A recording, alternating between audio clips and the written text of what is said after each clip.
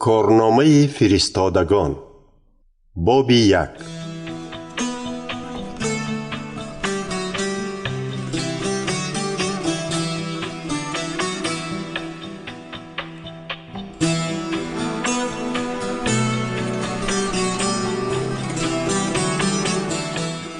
تئوفیلوس محترم، در کتاب یکمم به شما درباره همه کار و تعلیماتی که عیسی سر کرد نوشته بودم. یعنی تا وقتی که او به واسطه روح القدس یعنی روح خدا به فرستادگان انتخاب کرده خود فرمان داده به آسمان برده شد. عیسی بعد عذاب و مرگش و پیش از آن که به آسمان برده شود به فرستادگانش با دلیل‌های زیاد اثبات نمود که زنده شد. او در دوام 40 روز نزد آنها پیدا شده درباره پادشاهی خدا با آنها نقل می‌کرد. روز هنگامی که جمع آمده بودند با آنها چنین فرمود: از شهر اورشلیم نبرایید، بلکه انتظار همان باشد که خدا پدر وعده کرد و درباره‌اش از من شنیده بودید. زیرا یحیی آدمان را همچون رمز شستن گناه‌ها در آب دریا تعمید می‌داد، لیکن شما پس از چند روز با روح القدس تعمید می‌گیرید. وقتی که جمع آمدند از او پرسیدند: خداوندا، آیا وقت آن رسیده است که پادشاهی خلق اسرائیل را برقرار نمایی؟ عیسی در جواب گفت: تنها خدا پدر قدرت تعیین کردن وقت و ساعت دارد و دانستن آن به شما در کار نیست. اما وقتی که روح القدس شما را فرا میگیرد قوت میابید و از اورشلیم سر کرده در تمام سرزمین یهودیه، سامره و حتی تا کنار دنیا درباره من شهادت خواهد داد. عیسی این سخنان را گفته در پیش چشم آنها به آسمان برده شد و ابر او را از نظرشان پنهان کرد. بعد ناپدید شدنش هم آنها از آسمان چشم نمی کندند. بناگاه در نزدشان 2 مرد سفید پوش پیدا شده گفتند: ای مردان جلیلی، چرا به آسمان نگاه میکنید؟ همین عیسی چنان که در پیش چشمتان به آسمان برده شد عیناً همان طور برمیگردد. سپس آنها از کوه زیتون به شهر اورشلیم برگشتند. مسافه بین کوه و شهر تقریباً 1 کیلومتر بود. چون به شهر رسیدند، پتروس، یوحنا، یعقوب، اندریاس، فیلیپوس، توما، برتلما، متی، یعقوب پسر حلفای، شمعون وطن دوست و یهودای پسر یعقوب به جای زیستشان به بالاخانه برآمدند. آنها جمع شده یک دلانه پیوسته دعا می گفتند. بعضی زنان از آن جمله مریم مادر عیسی و برادران او نیز همراه آنها بودند. آن روزها پتروس به ایمانداران که همگی تقریباً 120 کس بودند گفت: عزیزان، در نوشتجات روح القدس با واسطه پیغمبر داوود درباره یهودا که راهنمای دستگیر کنندگان عیسی بود پیشگویی کرده است. آن نوشته باید اجرا می شد. یهودا با ما همراه بود و در خدمت اشتراک می کرد، اما وی به مزد بدکاری خود زمین خرید که بر آن افتاده شکمش کفید و روده هایش برآمد. همه مردم اورشلیم از این واقعه خبردار شده آن زمین را با لفظ خود حق الدما نامیدند که معنایش زمین خونین است. در کتاب زبور باشد چنین نوشته شده است: بگذار منزل وی خالی باشد و کسی در آن زندگی نکند و مقام راهبری او را نیز دیگری به عهده گیرد. بنابراین از بین مردانی که با ما بودند شخصی را انتخاب میکنیم که خداوند عیسی را در همه جا همراهی کرده است. یعنی از روزی که یحیی عیسی را در آب تعمید داد تا روزی که او از نزد ما بالا برده شد، وی باید همراه ما درباره زنده شدن عیسی شهادت دهد. سپس 2 نفر را پیشنهاد نمودند: متیاس و یوسف را که لقبش برسبا بود، او را یوستوس نیز می نامیدند، و چنین دعا کردند: خداوندا، یهودا خدمتش را پرتافته به جای مناسبش رفت. حالا به ما نشان ده که از این 2 نفر کی را برای خدمت فرستادگی انتخاب کرده ای، چون که تو دل آدمیزاد را می دانی. سپس برای آن 2 کس تنگه هوا داده قرعه پرتافتند. قرعه به نام متیاس برآمد و او به 11 فرستاده همراه شد.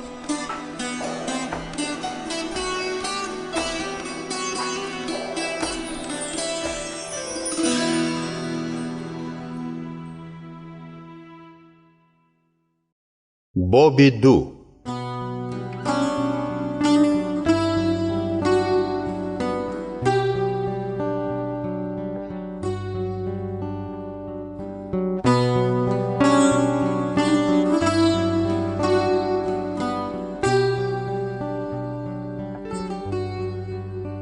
در روز عید حاصلات پیروان عیسی مسیح در خانه جمع آمده بودند.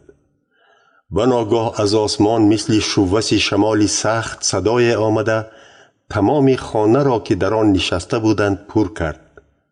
سپس آنها دیدند که چیزی به مانند شعله‌چه های آتش جدا جدا به هر یکی آنها فرود آمد. روح القدس آنها را فرا گرفت و آنها با زبانهای گوناگون گپ زدن را سر کردند. این قابلیت را روح القدس به آنها می بخشید. آن وقتها در اورشلیم یهودیان خدا ترس استقامت داشتند که از کشورهای گوناگون آمده بودند. آنها توده شده سوی صدای بلند نزدیک آمدند و هر یک سخنان شاگردان را با زبان مادری خود شنیده خیلی به هیجان آمدند و حیران شده گفتند: آیا این آدمان از ولایت جلیل نیستند؟ پس چطور هر یکی ما میشنویم که آنها با زبان مادری همان سخن میرانند؟ بینید، ما پارتیان، مادیان، الامیان، مردم بین النهرین، یهودیه، کپادوکیه، پانتوس، ولایت آسیا، فریجیا، پامفیلیا و مصر هستیم، ولی سخن آنها را همچون زبان خود میفهمیم. همچنین از لیبیا، این در نزدیکی قیروان است، کریت و عربستان و مهمانان رومی، یهودیان و آنهایی که دین یهودی را قبول کردند می باشیم. پس چطور ما می شنویم که هر یکی آنها با زبان مادری ما درباره کارهای بزرگ خدا شهادت می دهند؟ آنها همه حیران و گرنگ شده از همدیگر می پرسیدند: این چی معنا داشته باشد؟ ولی بعضی دیگر مسخره کنان می گفتند: اینها می تازه نوشیده مست شدند. آنگاه پتروس و 11 فرستاده دیگر از جای برخاستند و پتروس با آواز بلند به مردم گفت: مردم یهودیه و ساکنان اورشلیم، به سخن من دقت دهید. گمان نکنید که اینها مست هستند. آخر ساعت 9 سحر است کو. برعکس آنچه می بینید اجرا شدن پیشگویی پیغمبر یوئیل است که گفته است: در روزهای آخر می گوید خدا، روح خود را بر همه آدمان خواهم ریخت و پسران و دختران شما پیغمبری خواهند کرد. به جوان مردان شما چیزهای روحانی عیان خواهد شد و پیرانتان خوابها خواهند دید. بر همه غلامان و کنیزانم روحم را خواهم ریخت و آنها پیغمبری خواهند کرد. از بالا در آسمان معجزه ها و از پایان در زمین علامت ها، یعنی خون، آتش و دود نشان خواهم داد. پیش از آن که روزی بزرگ و پرجلال خداوند برسد، آفتاب به تاریکی و ماه به رنگ خون تبدیل می یابد. آنگاه هر کسی که نام خداوند را به زبان گرفته فریاد کند: نجات خواهد یافت.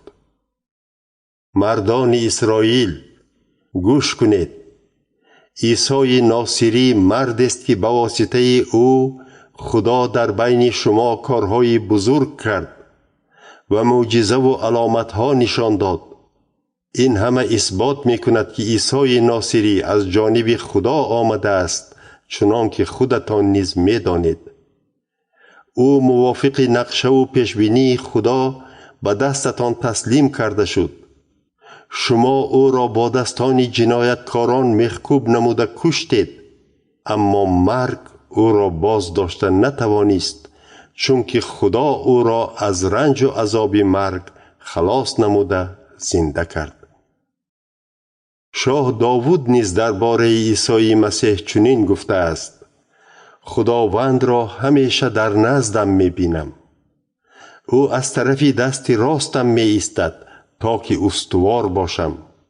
از این سبب دلم شاد و زبانم خوش است. جسمم نیز با امید خواهد زیست. زیرا تو نمی گذاری که جانم در عالم مردگان بماند و مردی پاک تو در گور بپوسد. تو به من راه‌های حیات را نشان داده ای و در حضورت مرا از خرسندی پر خواهی کرد. برادران، روی راست به شما می گویم: پدر کلان ما داوود از عالم چشم پوشید و به خاک گذاشته شد.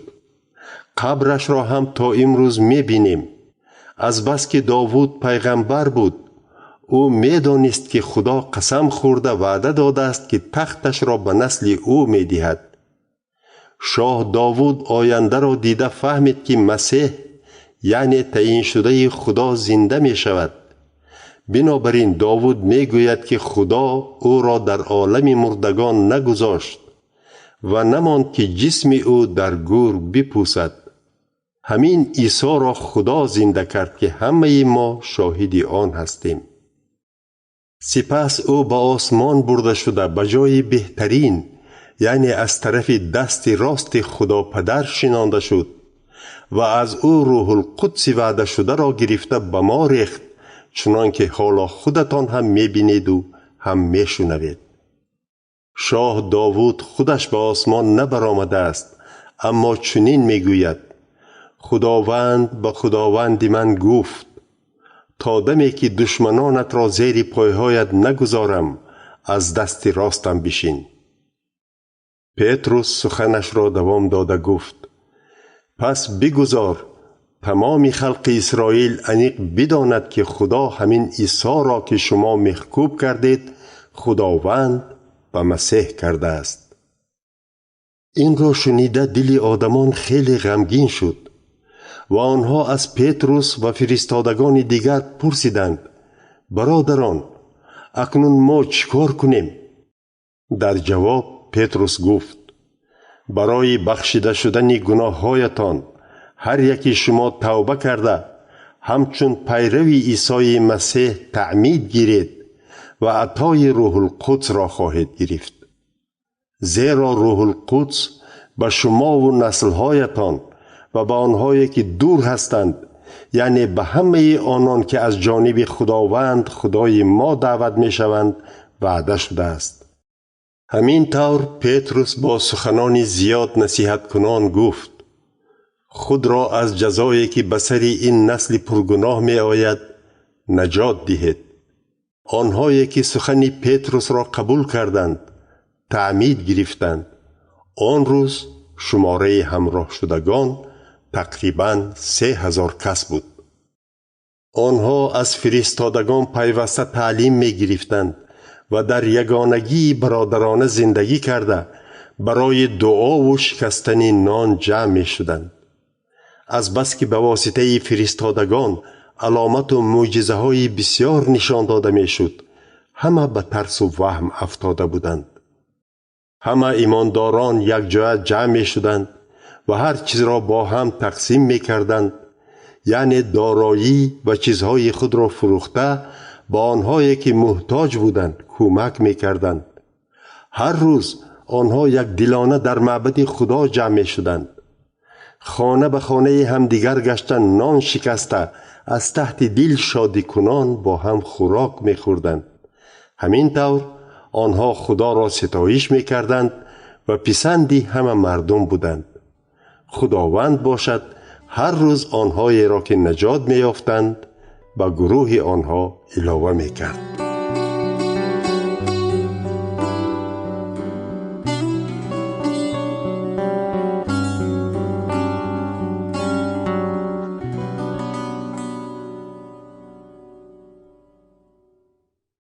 باب 3.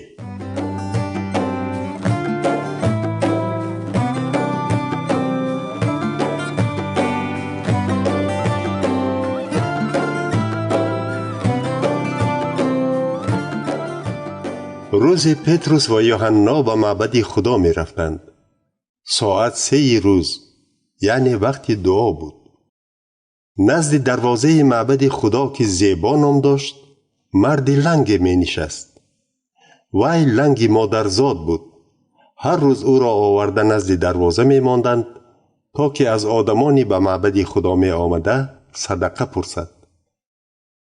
وی چون دید که پتروس و یوحنا به دروازه می درآیند، از آنها صدقه پرسیدن گرفت.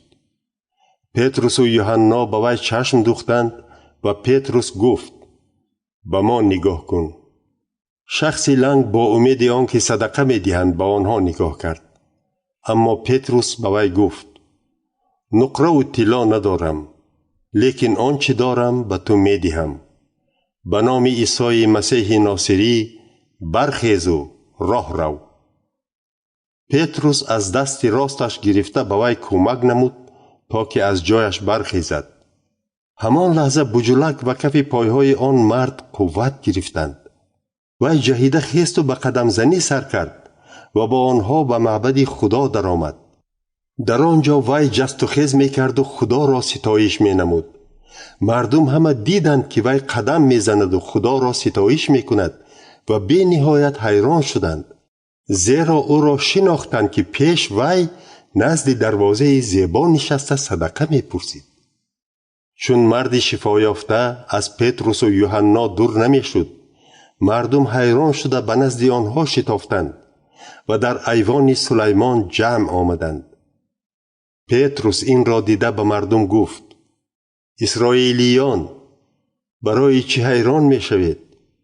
برای چی به ما چنان نگاه می کنید که گویا ما با قوت یا دینداری خود این آدم را به پا مانده باشیم؟ خدای ابراهیم و اسحاق و یعقوب، یعنی خدای پدر بزرگان ما، خدمتگار خود عیسی را شهرت و جلال بخشید. اما شما او را تسلیم کردید و در نزد پیلاطس که او را آزاد کردنی بود از او روی گرداندید. شما شخصی پاک و راستکار را رد نموده از پیلاطس خواهش کردید که آدم کش را آزاد کند. شما آفرنده و سرچشمه حیات را کشتید، لیکن خدا او را از مرگ زنده کرد و ما به آن شاهد هستیم. این آدم را شما خوب می دانید و می شناسید. حالا همین که به نام عیسی ایمان آورد قوت پیدا کرد. شما همه دیدید که نام عیسی و ایمان بر او این آدم را پر شفا داد. اکنون برادران، من می دانم که شما و راهبرانتان این کار را از نافهمی کردید. اما خدا آنچه را که با زبان همه پیغمبران پیشگویی کرده بود اجرا نمود. مسیح یعنی تعیین شده خدا باید عذاب میکشید. بنابراین حالا توبه کرده به خدا روی آورید تا که گناههایتان شسته شود. سپس زمانی می رسد که خداوند به شما قوتی تازه می بخشد و عیسی مسیح را می فرستد که برای شما تعیین شده است. عیسی مسیح باید در آسمان بماند تا دمی که خدا همه آن را که در زمان قدیم به واسطه پیغمبران مقدسش وعده کرده است برقرار نماید. موسی چنین گفته است: خداوند خدای شما از بین خلقتان به شما پیغمبری به مثل من به میان خواهد آورد. شما باید همه آنچه را که او میگوید اجرا کنید. کسی که به او گوش نمی کند از خلق خدا دور و نیست کرده می شود. از سموئیل سر کرده همه پیغمبران درباره همین روزها پیشگویی کردند. شما فرزندان پیغمبران هستید و از این سبب در عهد و پیمانی که خدا با پدر بزرگان ما بسته است حصه دارید. زیرا او به ابراهیم چنین گفته است: به واسطه نسل تو همه خلقهای روی زمین برکت می‌یابند. اینک خدا خدمتگار خود عیسی را برخزانده پیش از همه به نزد شما فرستاد تا که هر یکی شما را برکت داده از کرداری بد برگرداند.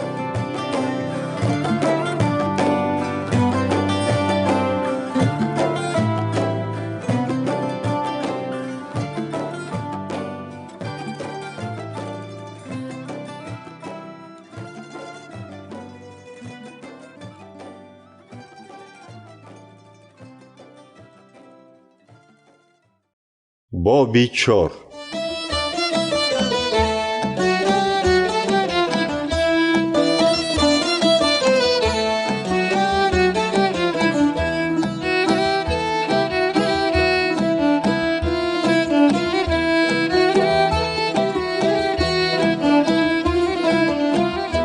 هنگامی که پتروس و یوحنا به مردم سخن می گفتند، کاهنان، سردار پاسبانان معبد خدا و اعضای مذهب صدوقی زود به آنها نزدیک آمدند. آنها از رفتار فرستادگان به غضب آمده بودند، چون که فرستادگان مردم را تعلیم می دادند و اعلان می نمودند که مردگان به واسطه عیسی زنده خواهند شد. بنابراین فرستادگان را دستگیر کردند و از بس که الک شام شده بود آنها را تا صبح به دست پاسبانان سپردند. اما بسیاری از شنوندگان سخن پتروس و یوحنا ایمان آوردند و شماره همه ایمانداران تقریباً به 5000 رسید. روز دیگر در اورشلیم سرداران یهودیان و پیران و استادان شریعت جمع آمدند. همچنین حانان سرکاهین، قیافا، یوحنا، اسکندر و دیگر اعضای خانواده سرکاهین حاضر بودند. آنها پتروس و یوحنا را در میان جا مانده پرسیدند: با کدام قوه یا با نام کی شما مرد لنگ را شفا دادید؟ پتروس از روح القدس پر شده جواب داد: راهبران و پیران خلق، اگر امروز ما برای کاری نیک، یعنی برای چگونه این مرد لنگ را شفا دادنمان بازپرسی شده باشیم، پس شما و تمام خلق اسرائیل بدانید که این مرد به خاطر نام عیسی مسیح ناصری پیش شما سالم می ایستد. عیسی مسیح همان است که شما میخکوب کرده کشتید، اما خدا او را زنده کرد. او همان سنگ است که شما بناکاران نادرکار حساب کرده یک سو پرتافتید، ولی آن سنگ اساسی ته کرسی بنا گردید. در هیچ کسی دیگر نجات نیست، چون که در زیر آسمان به آدمان هیچ نام دیگری داده نشده است که به واسطه آن نجات یابیم. چون حاضران دلیری پتروس و یوحنا را دیدند و پی بردند که آنها آدمان عادی و بیسواد هستند، بس حیران شدند. همچنین درک نمودند که آنها با عیسی می گشتند. اما در نزد پتروس و یوحنا ایستادن مرد شفا یافته را دیده چیزی گفتن نتوانستند. اینک آنها فرستادگان را از شورای پیران بیرون کرده با هم چنین مصلحت نمودند: با این آدمان چی باید کنیم؟ به تمام مردمی اورشلیم معلوم است که به واسطه آنها این معجزه بزرگ به عمل آمد و ما این را رد کردن نمی توانیم. اما برای در بین مردم بیشتر پهن نشدن این گپ ما باید آنها را آگاه نموده فرمان دهیم که درباره این نام من بد به کسی دهان نگشایند. اینک فرستادگان را باز دعوت کرده فرمان دادند که دیگر هرگز به نام عیسی سخن نگویند و تعلیم ندهند. اما پتروس و یوحنا در جواب گفتند: خودتان فکر کنید، آیا در نظر خدا درست می شود که ما شما را بیشتر از خدا گوش کنیم؟ ما آنچه را که دیدیم و شنیدیم نگفته نمی توانیم. سپس آنها پتروس و یوحنا را دوباره آگاه نموده آزاد کردند. سن سال آن مرد که به طور معجزوی شفا یافت از 40 بالا بود و تمام خلق خدا را برای این معجزه ستایش میکرد. بنابراین آنها از مردم ترسیده فرستادگان را جزا ندادند. فرستادگان آزاد شده نزد یاران خود آمدند و با آنها سخنان کاهنان کلان و پیران خلق را نقل کردند. سپس آنها یک دلانه با آواز بلند به خدا دعا کردند: ای مالک، آفریدگار زمین و آسمان و بحرها و هر آنچه در آنهاست، تو به واسطه روح القدس به زبان پدر بزرگ ما خدمتگارت داوود چنین گفته ای: چرا غیر یهودیان به خشم آمدند و مردم قصد بیهوده میکنند؟ شاهان زمین به جنگ آماده شدند و رئیسان جمع آمده بر ضد خداوند و مسیح یعنی تعیین شده او برخاستند. حقیقتا هم در این شهر هیرودوس، پانتیوس پیلاتوس، غیر یهودیان و مردم اسرائیل بر ضد خدمتگار پاکت عیسی که او را برای خدمت خود انتخاب کردی زبان یک کردند. آنها قراری پیشکی تو را که با توانایی و اراده خود قبول کرده بودی نفهمیده اجرا نمودند. خداوندا، حالا به زوری آنها نگاه کن و به خدمتگاران خود یاری ده که کلام تو را دلیرانه بیان کنند. تو دستت را دراز نموده به نام خدمتگار پاکت عیسی بیماران را شفا ده و علامت و معجزه ها به عمل آور. بعد دعا جایی که در آنجا جمع شده بودند به جنبش آمد. آنها همه از روح القدس پر شده کلام خدا را دلیرانه اعلان می کردند. همه ایمانداران یک دل و یک جان شده بودند. هیچ کس چیزی را مال شخصی خود نمی دانست، بلکه همه چیز را عمومی می حسابیدند. فرستادگان با قوه بزرگ درباره زنده شوی خداوند عیسی شهادت می دادند. همچنین فیض بزرگ بر همه آنها بود. در بینشان محتاج نبود، چون که آنها که زمین یا خانه داشتند آن را فروخته پولش را پیش پایهای فرستادگان می گذاشتند و فرستادگان آن را به قدر درکاری به همه تقسیم می کردند. در بین آنها یوسف نام لیوی زاده از جزیره قبرس بود. فرستادگان او را برنبا یعنی پسر دلبرداری نیز می نامیدند. وی زمینش را فروخته پولش را به اختیار فرستادگان سپرد.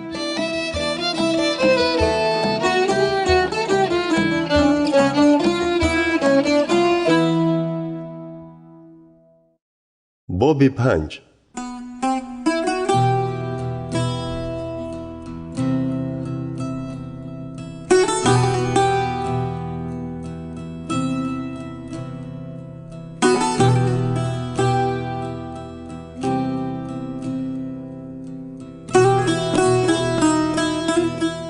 حنانیا نام مرد نیز با همسرش سفیره داراییش را فروخته یک قسم پولش را با رازگی زنش پنهان کرد و قسم باقی ماندهش را آورده به اختیار فرستادگان سپرد.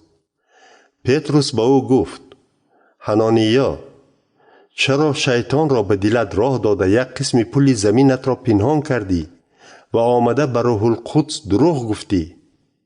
مگر زمینت پیش از فروختن از آن تو نبود؟ آیا پولی که برای زمینت گرفتی از آن تو نبود؟ پس چرا چنین کردی؟ آخر تو نه به آدمان بلکه به خدا دروغ گفتی. حنانیا این سخن را شنیده جا به جا افتاد و مرد. جوان مردان آمده جسدش را پیچاندند و برآورده گور کردند. هر کسی را که این خبر را می شنید ترسی بزرگ فرا می گرفت. تخمیناً بعد 3 ساعت همسر حنانیا سفیره آمد. او از این واقعه به خبر بود. پتروس از وی پرسید: به من بگو، آیا تو و شوهرت زمین را با همین نرخ فروختید؟ زن گفت: ها، با همین نرخ.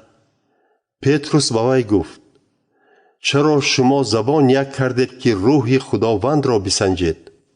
انا آنهایی که شوهرت را برده گور کردند به در نزدیک می شوند، آنها تو را نیز می برارند. همان لحظه سفیره پیش پایهای او افتاده جان داد. جوان مردان چون در آمده دیدند که او مرده است، برآورده نزد شوهرش گور راندند.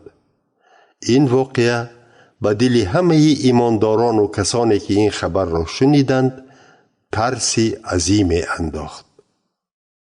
با واسطه فرستادگان در بین مردم معجزه و علامت‌های زیاد نشان داده می‌شد. تمام ایمانداران در ایوان سلیمان یک دلانه جمع شدند. اگرچه مردم اورشلیم آنها را خیلی عزت و حرمت می نمودند، کسی جرأت نمی کرد که با آنها همراه شود. اما روز به روز مردان و زنان زیاد به خداوند ایمان آورده با آنها همراه می شدند.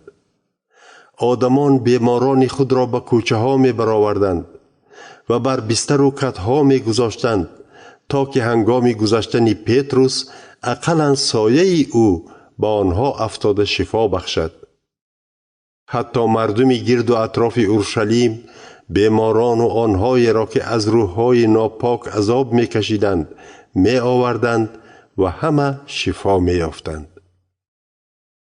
اینک سرکاهین و همه آنهایی که با وی بودند، یعنی نمایندگان رویه صدوقی، حسد خوردند و فرستادگان را دستگیر نموده به زندان شهر انداختند.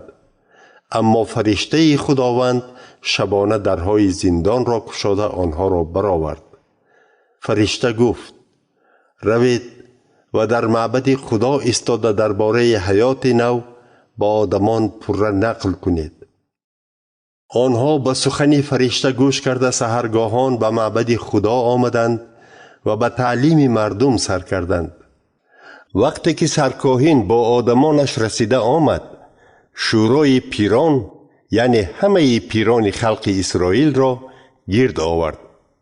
سپس فرمان داد که فرستادگان را از زندان بیارند. اما پاسبانان آنها را در زندان نیافتند و آمده گفتند: درهای زندان سخت محکم بودند و پاسبانان پیش درها می ایستادند، اما وقتی که درها را گشادیم در داخل کسی نبود. این سخنان را شنیده سردار پاسبانان معبد خدا و کاهنان کلان حیران شدند که از این چه می شده باشد. همین وقت شخصی آمده با آنها خبر داد: آدمانی که شما به زندان پرتافته بودید در معبد خدا ایستاده مردم را تعلیم می دهند. در حال سردار پاسبانان معبد خدا با سربازانش رفته فرستادگان را به شورای پیران آورد، لیکن نه با زوری، زیرا ترسیدند که مبادا مردم خودی آنها را سنگسار کنند. فرستادگان را آورده در پیش شورای پیران راست ماندند و سرکاهین به آنها گفت: آیا ما تعلیم دادن این نام را به شما قطعاً منع نکرده بودیم؟ شما چی؟ تمام شهر اورشلیم را از تعلیماتتان پر کردید و باز ما را عیبدار کردن می خواهید که گویا خون آن آدم را ما ریخته باشیم. پتروس با فرستادگان دیگر در جواب گفت: ما نه به آدمان بلکه بیشتر به خدا باید اطاعت کنیم. خدای پدر بزرگانمان عیسی را که شما به صلیب محکوب کرده کشتید زنده کرد. سپس بالا برده او را همچون سرور و نجات دهنده از دست راستش شناند تا به اسرائیلیان امکان باشد که از گناههای خود توبه کرده بخشیده شوند. همه ما شاهدی این واقعه هستیم و روح القدس نیست که او را خدا به اطاعتکاران خود بخشیده است. از این سخن اعضای شورای پیران سخت خشمگین شده آنها را کشتنی شدند. اما جملیل نام فریسی که استاد شریعت بود و در بین مردم عزت و احترام داشت از جایش برخاسته فرمود که فرستادگان را به مدت بیرون برآرند. سپس چنین گفت: اسرائیلیان، خوب فکر کنید که با این آدمان چی کار کردن می خواهید. پیش از این تودا نام مرد آمده بود. وی خود را کیمکی گرفت و تقریباً 400 کس وی را پیروی کردند. اما وقتی که او کشته شد پیروانش پراکنده شدند و چیزی از این باقی نماند. بعد وی هنگام سرشماری اهالی از ولایت جلیل یهودا آمد و بعضی آدمان را از پسش برد. اما چون او را نیز کشتند همه پیروانش پراکنده شدند. بنابراین مصلحت می دهم که این آدمان را به حالشان گذارید و آزاد کنید. اگر مقصد و کارشان از آدمیزاد باشد خود از خود نابود می شود. لیکن اگر از خدا باشد شما آنها را بازداشته نمی توانید، بلکه خود را به خدا ضد می کنید و خلاص. این سخن جملیل به آنها پسند آمد. آنها فرستادگان را درآورده قمچینکاری کردند. سپس امر نمودند که دیگر به نام عیسی گپ نزنند و بعد آزاد کردند. فرستادگان از حضور شورای پیران بیرون رفتند و خرسند شدند که به خاطر نام عیسی سزاوار بی‌حرمتی گردیدند. همین طور آنها هر روز در معبد خدا و در خانه ها تعلیم داده خوشخبر می رساندند که عیسی مسیح یعنی تعیین شده مخصوص خدا است.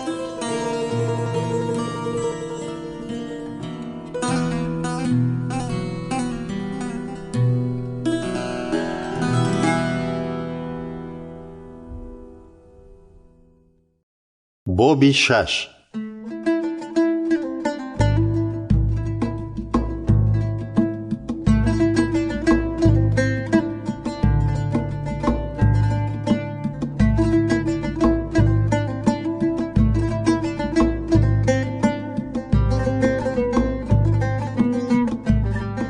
آن روزها در برابر زیاد شدن شماره شاگردان مشکلی به میان آمد. یهودیان یونانی زبان از یهودیان تهجایی شکایت کردند که آنها هنگام تقسیم خوراک هر روزه بیوزنان یونانی زبان را به نظر نمی گیرند. برای همین 12 فرستاده همه شاگردان را جمع نموده گفتند: اگر ما پهن کردن کلام خدا را یک سو مانده با تقسیم خوراک مشغول شویم درست نمی شود.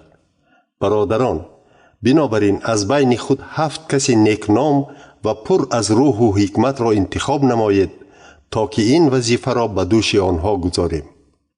ما باشیم با دعا و تعلیم و موعظه کلام مشغول شویم.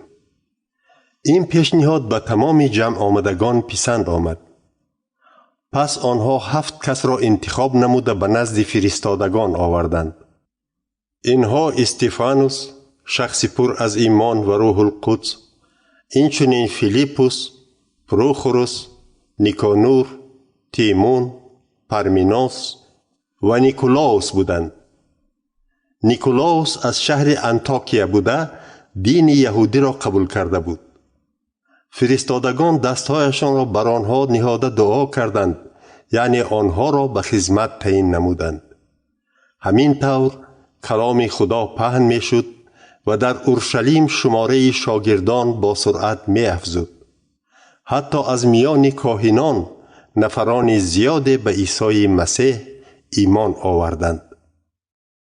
استفانوس مرد پر از فیض و مهربانی و قوت خدا بود. او در بین مردم معجزات و علامات بزرگ نشان میداد. در آنجا از شهرهای قیروان و اسکندریه، آدمانی بودند که به جماعتخانه آزادان تعلق داشتند. آنها با استفانوس بحث کردند.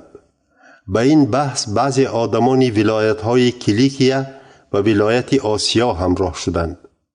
اما به روح و حکمت سخن وی مقابلت نشان دادن نتوانستند. سپس آنها به چند کس پنهانی پاره داده گفتند که چنین بگویند: ما خود شنیدیم که استفانوس بر ضد موسی و خدا سخن کفرآمیز می گفت. همین طور آنها مردم و پیران قوم و استادان شریعت را بر ضد وی شور انداختند و استفانوس را دستگیر نموده پیش شورای پیران آوردند. سپس شاهدانی بر دروغ را دعوت نمودند که چنین گفتند: این آدم همیشه بر ضد این معبد پاک و شریعت موسی سخن میراند. ما خودمان شنیدیم او می گفت که عیسی ناصری معبد خدا را ویران می کند و رسم و آیینی را که موسی به ما داده است تغییر می دهد.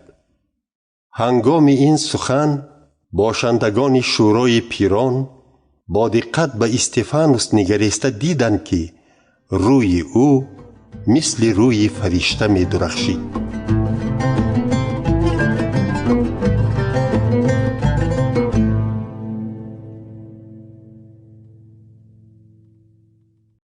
باب 7.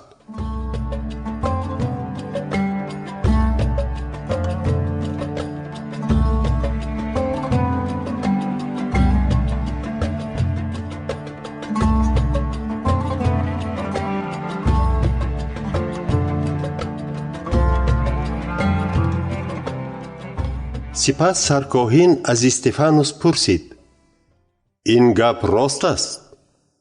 استفانوس در جواب گفت: برادران و پدران، گوش کنید.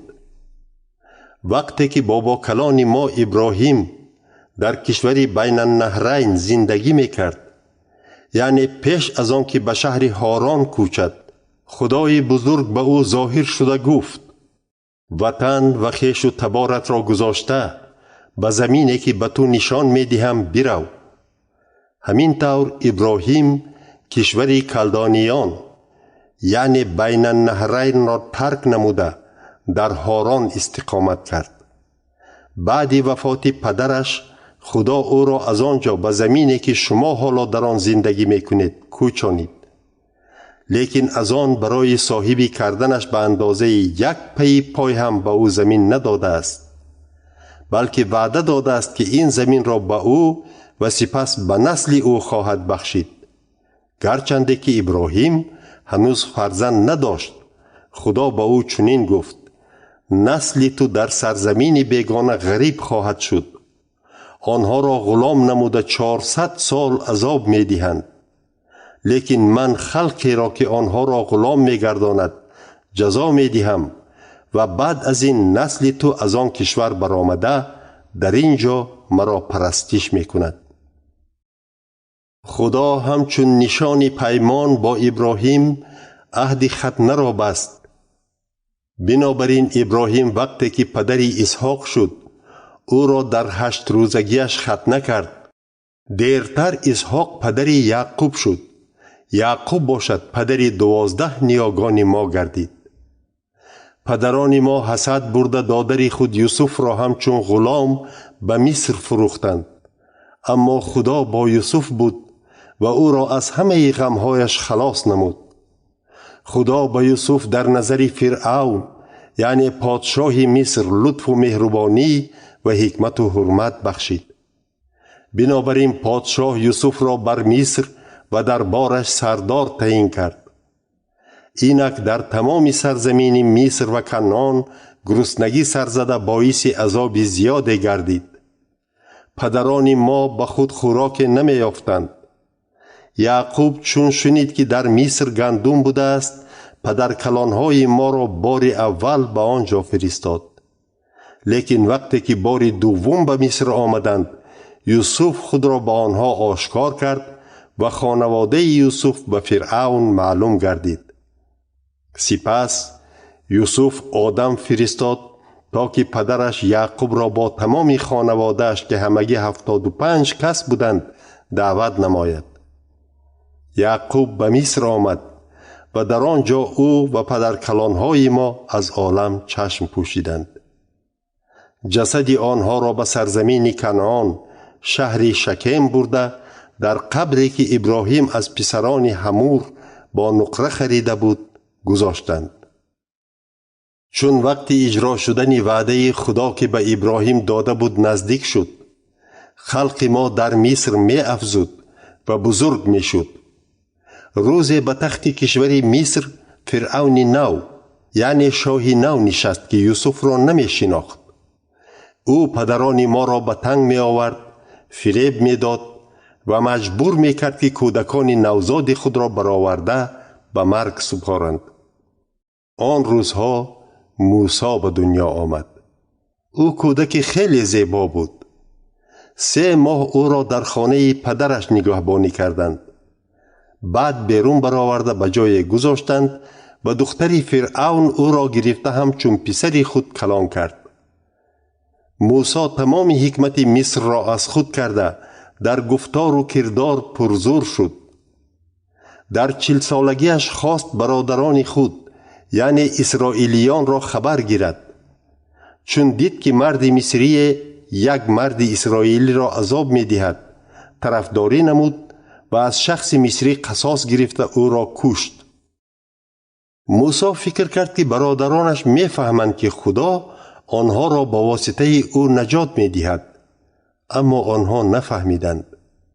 روز دیگر موسی دید که 2 اسرائیلی کشمکش می کنند و آنها را آشتی دادنی شده. گفت: ای مردها، چرا همدیگر را می رنجانید؟ آخر شما برادر هستید کو؟ اما مردی که زوری می کرد موسی را تله داده گفت: کی تو را بر ما رئیس و داور مانده است؟ یا می خواهی که مرا هم مثل آن مصری دیروزه بکشی؟ موسی این سخنان را شنیده از کشور مصر گریخت و در سرزمین میدیان غریب شد. در آنجا 2 پسر او تولد شد. از بین 40 سال گذشت. روزی در بیابان نزد کوه سینا فرشته از میان شعله های آتشی که از یک بته می برآمد به وی ظاهر شد. این حادثه را دیده موسی حیران شد. چون نزدیکتر می رفت تا که آن را بهتر بیند، آواز خداوند را شنید: من خدای پدرانت، خدای ابراهیم و اسحاق و یعقوب هستم. موسی از ترس می لرزید و حتی به آن نگاه کرده نمی توانید. پای افضالت را کش، گفت خداوند، زیرا جای استادت مقدس است. من تنگی خلقم را در مصر با چشم خود دیدم و آه و ناله آنها را شنیده فرود آمدم تا که آنها را خلاص کنم. اکنون بیا، من تو را به مصر می فرستم.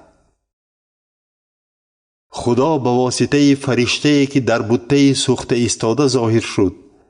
موسی را همچون رئیس و خلاصگر به نزد اسرائیلیان فرستاد. خودی همان موسی را که آنها کی تو را بر ما رئیس و داور مانده است گفته رد کرده بودند. همین موسی هم در مصر، هم در نزد بحر سرخ و هم در بیابان در دوام 40 سال معجزه و علامت‌های زیاد نشان داده آدمان را بیرون آورد. همین موسی به اسرائیلیان گفته بود: خدا از بین خلقتان به شما پیغمبر به مثل من به میان خواهد آورد. همین موسی مردم را در بیابان جمع آورد. سپس در کوه سینا خدا به واسطه فرشته با وی گپ زد تا که موسی کلام حیات بخش خدا را به ما رساند. اما پدران ما به موسی اطاعت کردن نخواستند، بلکه او را رد نموده در دل خواستند که به مصر برگردند. آنها به برادر موسی هارون چنین گفتند: برای ما خدایان بساز که تا پیشا پیشمان بروند.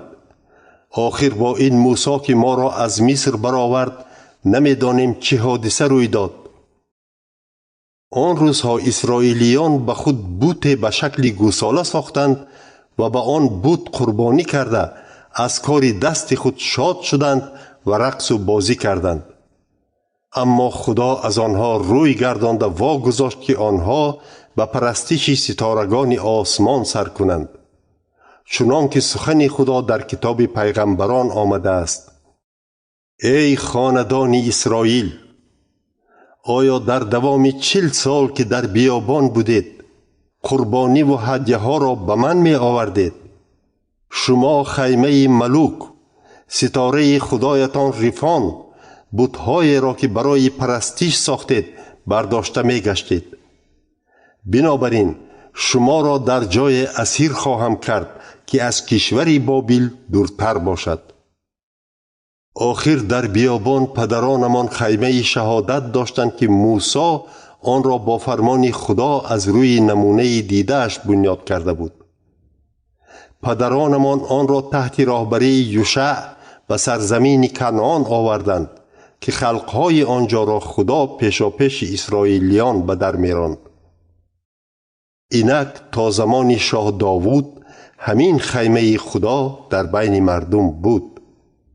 سپس شاه داوود که در نظر خدا لطف و مهربانی پیدا کرده بود، از خدا خواهش نمود که برای او، یعنی برای خدای یعقوب، خانه بسازد. در آخر نه داوود بلکه شاه سلیمان به او خانه بنا کرد. اما خدای تعالی در خانه هایی که با دست آدمی زاد ساخته شدند زندگی نمی کند. در این باره از زبان پیغمبر چنین آمده است: آسمان تخت من است و زمین پایندازم. چگونه خانه برای من ساخته می توانید؟ می گوید خداوند. کجا جای استراحت من شده می تواند؟ آیا همه این را دستان من نآفریدند؟ شما مردمی سرکش هستید که دل و گوشهایتان ختنه نشده است. شما مثل پدران خود همیشه بر روح القدس ضدیت میکنید. کدام پیغمبر را میدانید که او را پدران شما آزار نداده باشند؟ پدران شما همه آنهایی را که آمدن راستکار را پیشگویی میکردند میکشتند. اکنون شما خودی راستکار را تسلیم کرده کشتید. شما شریعت را که به واسطه فرشتگان برایتان داده شده بود قبول نمودید، لیکن آن را اجرا نکردید. حاضران این سخن را شنیده از خشم دندانهایشان را غیجی راست میزناندند. استفانوس که از روح القدس پر شده بود با آسمان نگاه کرده شکوه و جلال خدا را دید و عیسی را که از دست راست خدا می ایستاد. نگرید، گفت استفانوس، آسمان را کشاده می بینم و پسر آدمی زاد را که از دست راست خدا می ایستد. اما آنها گوشهایشان را محکم کرده با داد و فریاد به او در افتادند. سپس او را از شهر بیرون برآورده سنگسار کردند. در این هنگام آن شاهدانی بر دروغ که استفانوس را تهمت کردند جامه های خود را پیش پایهای جوانمردی گذاشته بودند که شاول نام داشت. مردم استفانوس را سنگسار می کردند، لیکن او دعا می گفت: ای خداوند عیسی، روح مرا قبول کن. سپس به زانو افتاده با آواز بلند گفت: خداوندا، این گناه را بر دوش آنها نگذار. این را گفت و جان داد.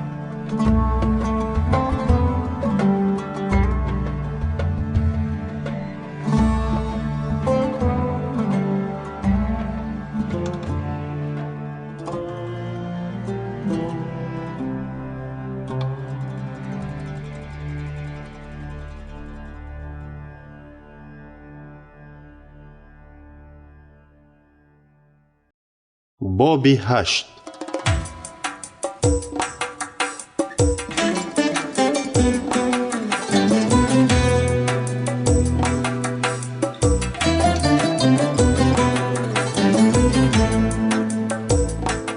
شاول نیز طرفدار کشتن استفانوس بود.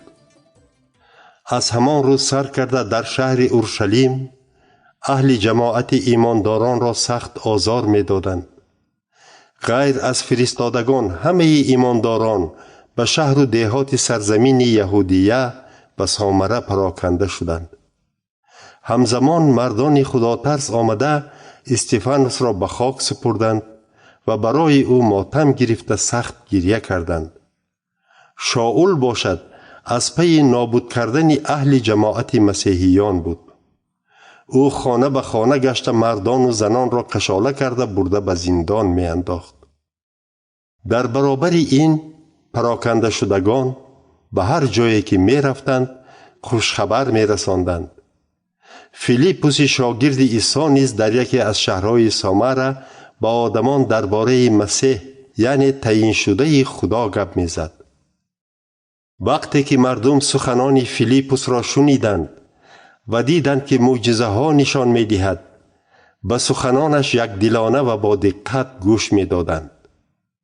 روح های ناپاک با داد و فغان از جن زدگان بیرون می شدند. معیوبان و شلهای زیاد شفا می یافتند و در تمام شهر خرسندی بزرگ حکم فرما بود. آن وقت در شهر شمعون نام مرد بود که مردم سامره را به جادوگری در حیرت می گذاشت و خود را چون شخص بزرگ وانمود می کرد. همه خرد و کلان به او با دقت گوش می کردند و می گفتند که وی قوه بزرگ خداست. شمعون سالهای زیاد همه را با سحر و جادوی خود حیران می کرد و از این سبب مردم به او با دقت گوش می کردند.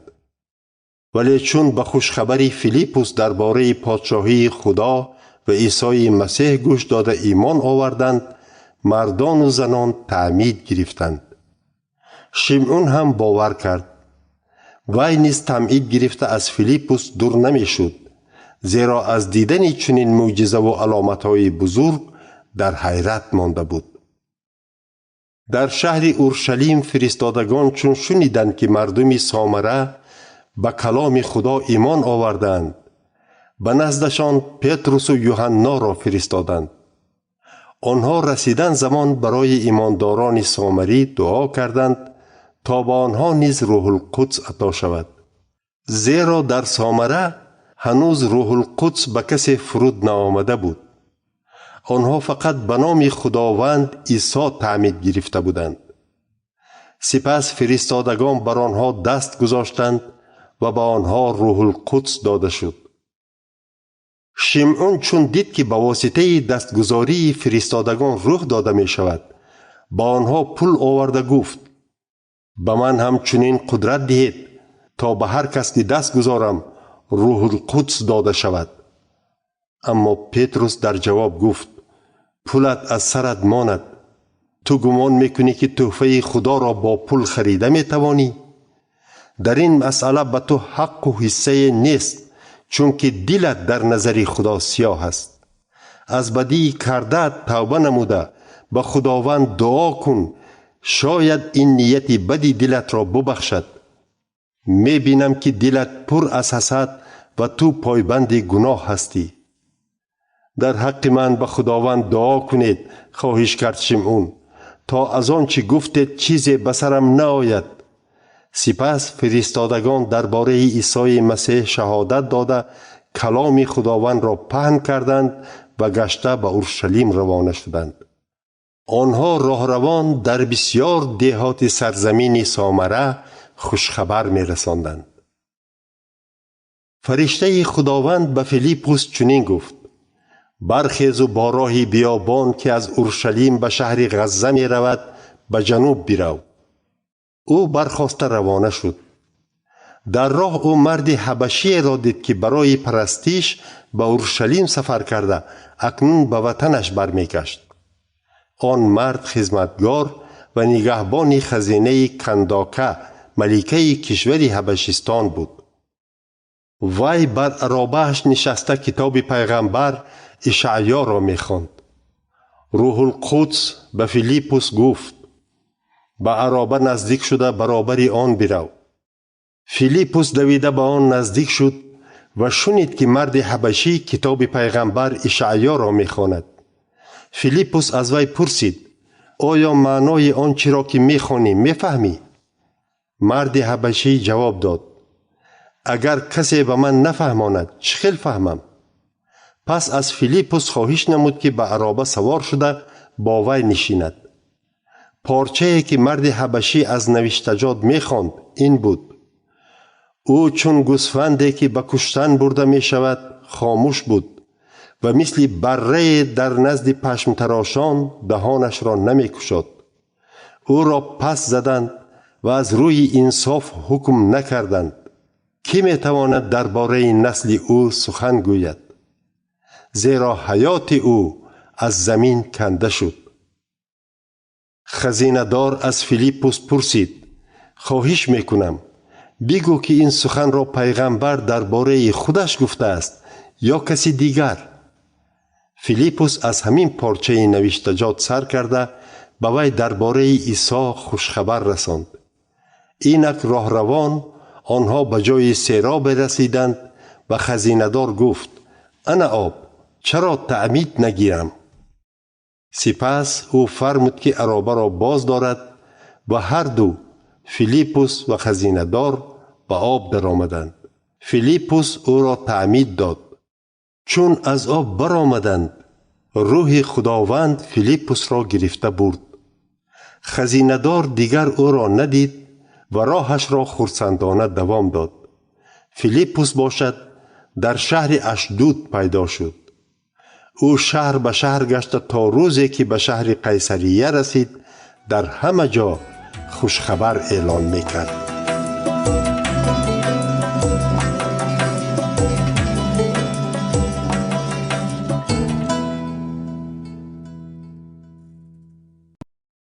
باب 9.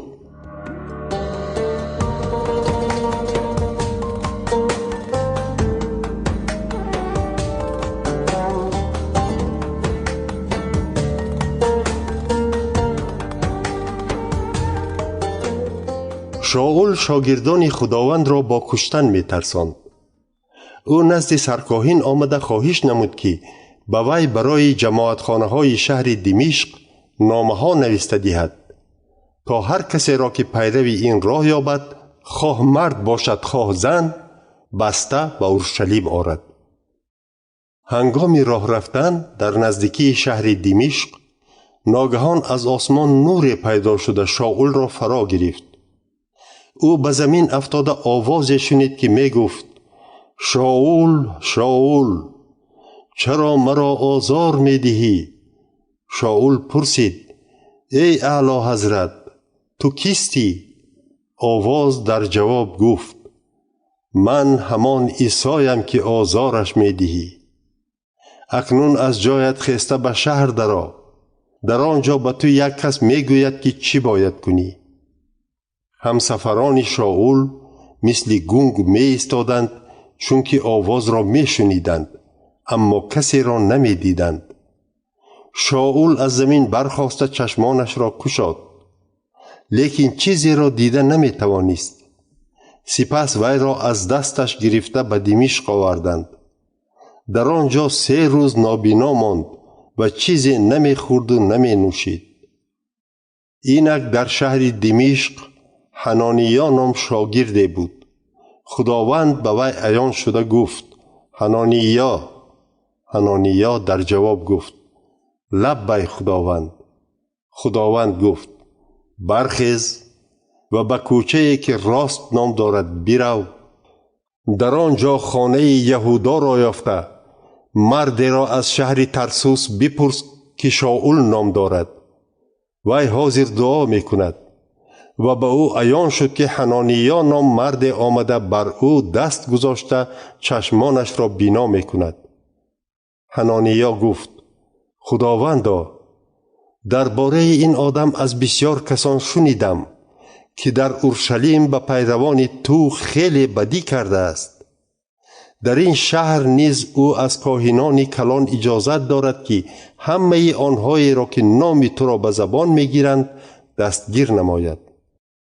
اما خداوند گفت: برو، زیرا من وی را همچون اسباب خود انتخاب کردم تا که نام مرا نزد غیر یهودیان، پادشاهان و اسرائیلیان اعلان نماید. من به او نشان می دهم که به خاطر نام من باید چقدر عذاب کشد. حنانیا رفته آن خانه را یافت و در آمد و بر شاول دست گذاشته گفت: برادر شاول، خداوند عیسی که در راه به تو ظاهر شد مرا به نزدت فرستاد تا که چشمانت بینا شوند و از روح القدس پر شوی. همان لحظه از چشمان شاول گویا پرده گرفته شد و او بینا گردید. سپس شاول برخسته تعمید گرفت و خوراک خورد قوت یافت. شاول یک چند روز با شاگردان عیسی در دمشق ماند. وی در حال به جماعتخانه های یهودیان رفته درباره عیسی گپ زد که او پسر خداست. شنوندگان حیران شده بگفتند: این همان آدم نیست که در اورشلیم پیروان این شخص را نابود میکرد؟ آیا به این جا نیز برای همین نآمده است که آنها را دستگیر نموده نزد کاهنان کلان برد؟ شاول روز به روز در اعلان کردن خوشخبر پرزورتر می شد. وی به یهودیان دمشق مسیح یعنی تعیین شده خدا بودن عیسی را چنان اثبات می نمود که آنها در جواب چیزی گفتن نمی توانستند. بعد گذشتن یک چند روز یهودیان قصد کردند که شاول را بکشند، اما شاول از نیت آنها خبردار شد. از بس که آنها با این مقصد شب و روز نزد دروازه شهر ایستاده او را می پاییدند، همراهانش شبانه او را به سبت گذاشته از سوراخی دیوار شهر پایان فراوردند. شاول به شهر اورشلیم آمده خواست که به شاگردان عیسی مسیح همراه شود، اما آنها از او ترسیدند. آنها باور نمی کردند که شاول شاگرد مسیح شده است. لیکن برنبا او را به نزد فرستادگان آورده با آنها نقل نمود که چطور شاول در راه خداوند را دیده است و خداوند با او گپ زده است و چگونه وی در شهر دمشق درباره عیسی دلیرانه گپ میزد. همین طور شاول با شاگردان در اورشلیم رفت و آمد کرده درباره خداوند دلیرانه گپ میزد. وی با بعضی یهودیان یونانی زبان گفتگو و بحث می نمود، اما آنها از پی کشتن او بودند. ایمانداران از این با خبر شده او را به بندر شهر قیصریه بردند و از آنجا به شهر ترسوس گسیل کردند. آن روزها اهل جماعت ایمانداران در تمام سرزمین یهودیه و جلیل و سامره آرامی یافته خدا ترسانه زندگی می کردند و با یاری روح القدس پرزور و زیاد می شدند. پتروس تمام ناحیه را گشته به نزد ایمانداران شهر لوده آمد. در آنجا انیاس نام مردی را دید که 8 سال باز شل در جایگاهش می خوابید. پتروس به وی گفت: انیاس، عیسی مسیح تو را شفا می دهد. برخیز و جایگاهت را جمع کن. مرد شل در حال از جایش خیست. مردم شهر لوده و دشت شارون او را صحت دیده با خداوند روی آوردند. همچنین در شهر یافا تابیتا نام شاگرد عیسی زندگی میکرد که معنای نامش غزال است. او زنی نیکوکار بوده، خیرات زیاد میکرد. روزی وی بیمار شده مرد. جسد او را شسته در بالاخانه گذاشتند. شاگردان چون شنیدند که پتروس در شهر لوده است که به شهر یافا نزدیک بود، 2 کس را به نزدش فرستاده خواهش نمودند که زود به پیش آنها بیاید. پتروس در حال با آنها رفت. چون رسید او را به بالاخانه برآوردند. در بالاخانه بیوه‌زنان پتروس را احاطه نموده گریه کنان جامه و کرته های در زندگیش دخته غزال را به او نشان می دادند. لیکن پتروس خواهش نمود که آنها بیرون برآیند. سپس زانو زده دعا کرد و به جسد نگریسته گفت: تابیتا برخیز.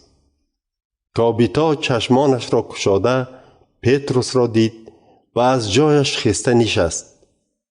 پتروس او را از دستش گرفته به پا خیزاند و ایمانداران را همراه بیوزنان دعوت کرده او را زنده نشان داد.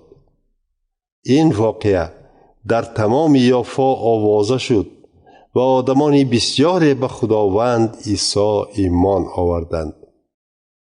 پتروس مدتی در شهر یافا ماند و در خانه شمعون چرمگر زندگی کرد.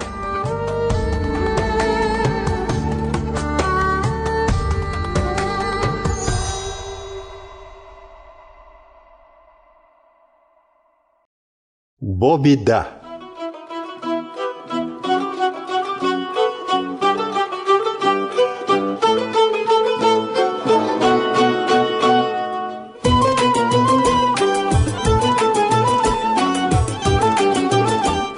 در شهر قیصریه مرد با نام کورنلیوس زندگی میکرد.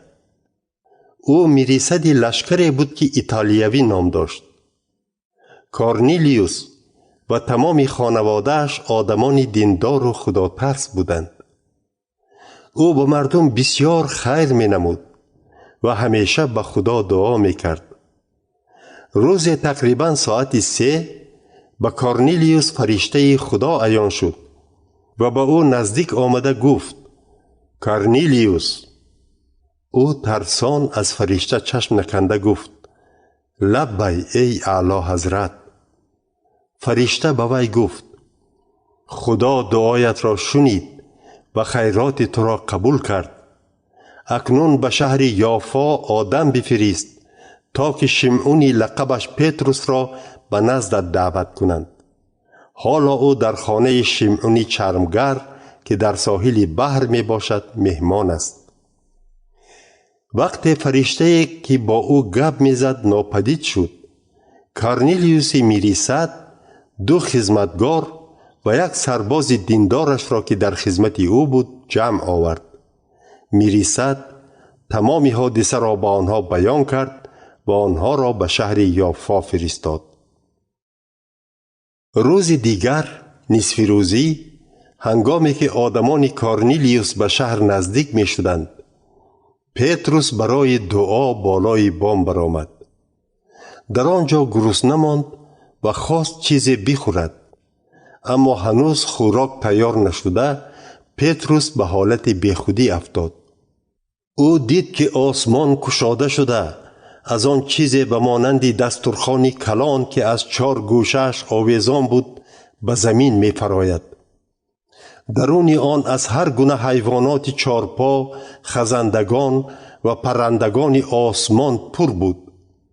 سپس او آواز شنید که می گفت: پتروس، خیز، کوش و خور. پتروس جواب داد: هرگز خداوندا، من در عمرم یگان چیزی حرام یا ناپاک نخوردم. آواز باری دیگر گفت: آنچه را که خدا حلال کرده است حرام نشمار. این حادثه 3 بار تکرار شد. سپس دسترخوان زود به آسمان رفت. پتروس هنوز در فکر چیزهای عیان شده بود که آدمان کورنلیوس خانه شمعون را یافته به دروازه نزدیک شدند. آنها فریاد کردند: شمعونی که لقبش پتروس است در همین جاست. آنگاه روح القدس به پتروس که هنوز درباره چیزهای دیده‌اش فکر میکرد گفت: تو را 3 آدم جستجو میکنند. برخسته به نزدشان فرا و به یگان شبهه با آنها برو، چون که آنها را من فرستادم. پتروس فرامده با آنها گفت: منم آن کسی که می جوید. چه خدمت؟ آنها جواب دادند: ما از جانب کورنلیوس میرصد آمدیم که مرد راستکار و خداترس بوده در بین تمام یهودیان نام نیک دارد. فرشته مقدس با او فرموده است که شما را به خانه‌اش دعوت نموده سخنانتان را شنود. پس پتروس آنها را به خانه تکلیف کرده مهمانداری کرد. روز دیگر پتروس با آنها به راه برآمد. بعضی ایمانداران شهر یافا به وی همراه شدند. پس از یک روز آنها به قیصریه رسیدند. کورنلیوس خویش و تبار و دوستان نزدیکش را جمع آورده انتظار پتروس و همراهانش بود. وقتی که پتروس به حولی در آمد، کورنلیوس نزد پایهای او افتاده سجده کرد. اما پتروس او را خیزانده گفت: برخیز، من هم آدم هستم. سپس پتروس با کورنلیوس گپ زنان به خانه در آمده دید که مردمی زیاد جمع آمدند. اینک به آنها گفت: چنان که می دانید به یهودیان با غیر یهودیان رفت و آمد کردن و به خانه آنها در آمدن منع است. اما خدا به من نشان داد که کسی را افلاس یا ناپاک نحسابم. بنابراین وقتی که دعوت کردند به چون و چرا آمدم. اکنون گویید که به من چی کار داشتید؟ کورنلیوس جواب داد: 4 روز پیش من در خانه‌ام دعا می کردم. ساعت مثل حاضر نزدیک 3 بود. بناگاه در نزدم مرد پیدا شد که لباس درخشان در بر داشت. او به من گفت: کورنلیوس، خدا دعای تو را شنید و خیرات تو را قبول کرد. اکنون به شهر یافا آدم فرستاده شمعون را که لقبش پتروس است دعوت بکن. حالا او در خانه شمعونی چرمگر که در ساحل بحر می باشد مهمان است. بنابراین در حال به نزدت آدم فرستادم و تو نقض کردی که آمدی. حالا ما همه در حضور خدا جمع آمدیم تا هرچی خداوند به تو فرموده است بشنویم. پتروس سخنش را سر کرد: اکنون فهمیدم که در حقیقت خدا به کسی رویبینی نمی کرده است، بلکه آدمان خدا ترس و راستکار را از همه خلقها قبول می کرده است. خوشخبری صلح و آسایش به واسطه خداوند همگان عیسی مسیح داده شد و شما از این پیام که خدا به خلق اسرائیل فرستاد با خبر هستید. شما می دانید که پس از آن که یحیی آدمان را به تعمید دعوت نمود، از سرزمین جلیل سر کرده تا سراسر سرزمین یهودیه چی روی داد؟ یعنی می دانید که خدا به عیسی ناصری روح القدس و قوه بخشید. عیسی هر سو سفر کرده کارهای نیک انجام داد و جن زدگان را رها کرد، چون که خدا با او بود. ما خود به همه کاری که او در کشور یهودیان و شهر اورشلیم کرد شاهد هستیم. عیسی مسیح را به صلیب آویخته کشتند، ولی خدا او را در روز سیوم زنده کرد و به آدمان ظاهر نمود، اما نه به تمام خلق، بلکه تنها به شاهدانی که خدا پیشکی انتخاب نمود، یعنی به ما که پس از زنده شدنش با او می خوردیم و می نوشیدیم. سپس او به ما فرمان داد که به مردم چنین اعلان نموده شهادت دهیم: عیسی مسیح همان تعیین شده خداست که زندگان و مردگان را داوری می کند. همه پیغمبران درباره او شهادت دادند که کسی به او ایمان آورد به واسطه نام او گناههایش بخشیده می شود. هنوز پتروس سخنش را تمام نکرده، روح القدس بر همه شنوندگان کلام خدا فرود آمد. یهودیان ایماندار یعنی همراهان پتروس در حیرت افتادند که روح القدس حتی به غیر یهودیان عطا می شده است، زیرا آنها با گوشهای خود می شنیدند که غیر یهودیان با هر گونه زبانها گپ می زنند و خدا را ستایش می کنند. سپس پتروس گفت: چنان که روح القدس به ما عطا شده بود به اینها نیز داده شد. آیا اکنون کسی می تواند به اینها ضدیت نماید که تعمید گیرند؟ این را گفته پتروس فرمود که آنها به نام عیسی مسیح تعمید گیرند. سپس از پتروس خواهش نمودند که یک چند روز با آنها بماند.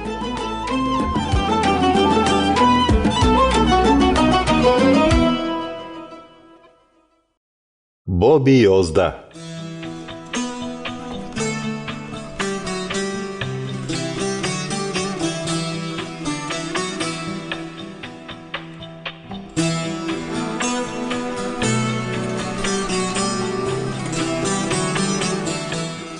فرستادگان و ایمانداران سرزمین یهودیه خبردار شدند که غیر یهودیان نیز کلام خدا را قبول کردند. هنگامی که پتروس به اورشلیم برگشت، طرفداران ختنه او را تنقید کرده گفتند: تو به پیش آدمان ختنه نشده رفتی و با آنها نشسته خوراک خوردی؟ پتروس با آنها تمام واقعه را یک به یک بیان کرده گفت: هنگامی که در شهر یافا دعا می کردم، در حالت بیخودی به نظرم عیان شد که از آسمان چیزی به مثل دسترخوان کلان که از 4 گوشش آویزان بود به پیشم فرآمد. من به درون آن نگاه کرده حیوانات 4 پا، درندگان، خزندگان و پرندگان آسمان را دیدم. سپس آوازی شنیدم که به من گفت: پتروس، خیز، کوش و خور. اما من گفتم: هرگز خداوندا، من در عمرم یگان چیزی حرام یا ناپاک نخوردم. آواز از آسمان باری دیگر گفت: آنچه را که خدا حلال کرده است حرام نشمار. این حادثه 3 بار تکرار شد. سپس همه آن چیزها به آسمان برداشته شد. همان لحظه به خانه‌ای که در آن بودم 3 مرد نزدیک شدند. آنها را از شهر قیصریه به نزد من فرستاده بودند. روح القدس به من گفت که دودیله نشده با آنها روم. این 6 برادر نیز با من رفتند و ما به خانه کارنلیوس رسیده در آمدیم. او گفت که در خانه اش فرشته را دیده است که به وی چنین گفته است: به شهر یافا آدم فرستاده شمعونی لقبش پتروس را به خانه دعوت نما. او به تو سخنی میگوید که به واسطه آن خودت و تمام خانواده‌ات نجات می‌یابید. وقتی که به سخن شروع کردم، روح القدس چنانه که در اول به ما فرود آمده بود با آنها نیز فرود آمد. آن لحظه سخنی خداوند به یادم رسید که گفته بود: یحیی با آب تأمین می‌داد، لیکن شما با روح القدس تأمین داده می‌شوید. اینک خدا به غیر یهودیان خودی همان عطا را داد که به ما هنگامی به خداوند عیسی مسیح ایمان آوردنمان داده بود. پس من کیستم که به خدا ضدیت نمایم؟ بعد این سخنان یهودیان آرام شدند و خدا را ستایش نموده گفتند: معلوم می شود که خدا به غیر یهودیان نیز امکانیت داده است که از گناهایشان توبه کرده حیات ابدی یابند. بعضی از پیروان خداوند از سبب آنکه از پیشان بعد از مرگ استفانوس در افتاده بودند پراکنده شدند. آنها تا به کشور فینیقیه جزیره قبریس و شهر انطاکیه رفته رسیدند. اما کلام خدا را نه به همه بلکه تنها به یهودیان می گفتند. لیکن بعضی آنها که از قبریس و قیروان بودند به انطاکیه رسیده خوشخبری خداوند عیسی را به غیر یهودیان نیز موعظه کردند. خداوند به آنها یاری می داد و شماره زیادی آدمان ایمان آورده به خداوند روی آوردند. این خبر به گوش جماعت اورشلیم رسید و آنها برنبا را به انطاکیه فرستادند. هنگامی که برنبا به آنجا رسیده فیض و مهربانی خدا را دید، خرسند شد و همه را نصیحت کرد که پره به خداوند تکیه کنند. زیرا برنبا آدمی نیک، پر از روح القدس و در ایمان مستحکم بود. اینک شماره زیادی آدمان به خداوند ایمان آوردند. پس از این برنبا برای جستجوی شاول به شهر ترسوس روانه شد و او را یافته به شهر انطاکیه آورد. آنها هر دو تمام سال در آن جماعت ایمانداران مانده مردم زیادی را تعلیم می دادند. آن زمان در انطاکیه بار اول شاگردان عیسی مسیح را مسیحیان نامیدند. آن روزها از اورشلیم به انطاکیه یک چند پیغمبران آمده بودند. یکی از آنها آغابوس نام داشت. او با یاری روح القدس پیشگویی نمود که در سراسر زمین گرسنگی سخت می شود. این در زمان شاهنشاه کلاودیوس روی داد. بنابراین همه شاگردان قرار دادند که به ایمانداران سرزمین یهودیه به قدر امکان کمک فرستانند. همین طور آنها کمک خود را به دست برنبا و شاول به راهبران جماعت فرستادند.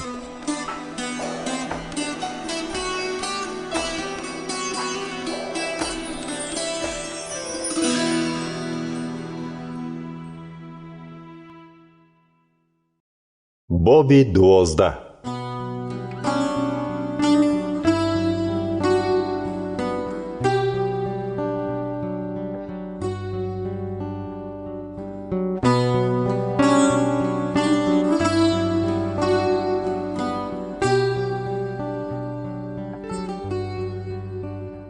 آن زمان شاه هرودوس دست دشمنی دراز نمود تا که بعضی از اعضای جماعت ایمانداران را عذاب دهد.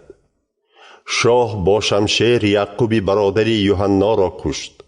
سپس چون دید که این کارش به یهودیان پسند آمد، پتروس را نیز دستگیر نمود. این واقعه در ایام عید فطیر روی داد. شاه پتروس را به زندان انداخته به 4 دسته سربازان که هر یکی از 4 سرباز عبارت بود فرمود که او را پاسبانی کنند. شاه می‌خواست که بعد عید نجات او را به نزد مردم برای حکم کردن برآورد. اینک پتروس در زندان بود، اما اهل جماعت ایمانداران برای او با جد و جهد به خدا دعا می‌کردند. شب همان روز که شاه هرودوس می‌خواست او را نزد مردم برآورد، پتروس در بین 2 سرباز می‌خوابید. او را با 2 زنجیر بسته بودند و نزد در زندان سربازان دیگر می ایستادند. بناگاه فرشته خداوند پیدا شد و حجره روشن گردید. وی به پهلوی پتروس زده او را بیدار کرد و گفت: زود برخیز. همان لحظه زنجیرها از دستان پتروس افتادند. فرشته سخنش را دوام داد: میانت را بند و پایافزالت را پوش. پتروس گفته او را اجرا نمود. فرشته گفت: اکنون جامه‌ات را پوشیده از قفای من بیا. پتروس برآمده از قفای فرشته روان شد. او فکر کرد که خواب می‌بیند، لیکن در اصل این کاری فرشته واقعی بود. آنها اول از نزد یک دسته پاسبانان و سپس از دسته دوم گذشته به دروازه آهنینی که به سوی شهر می‌برد نزدیک شدند.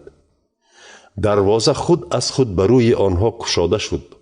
آنها از آن گذشته تا به آخر کوچه رسیده بودند که بناگاه فرشته ناپدید شد.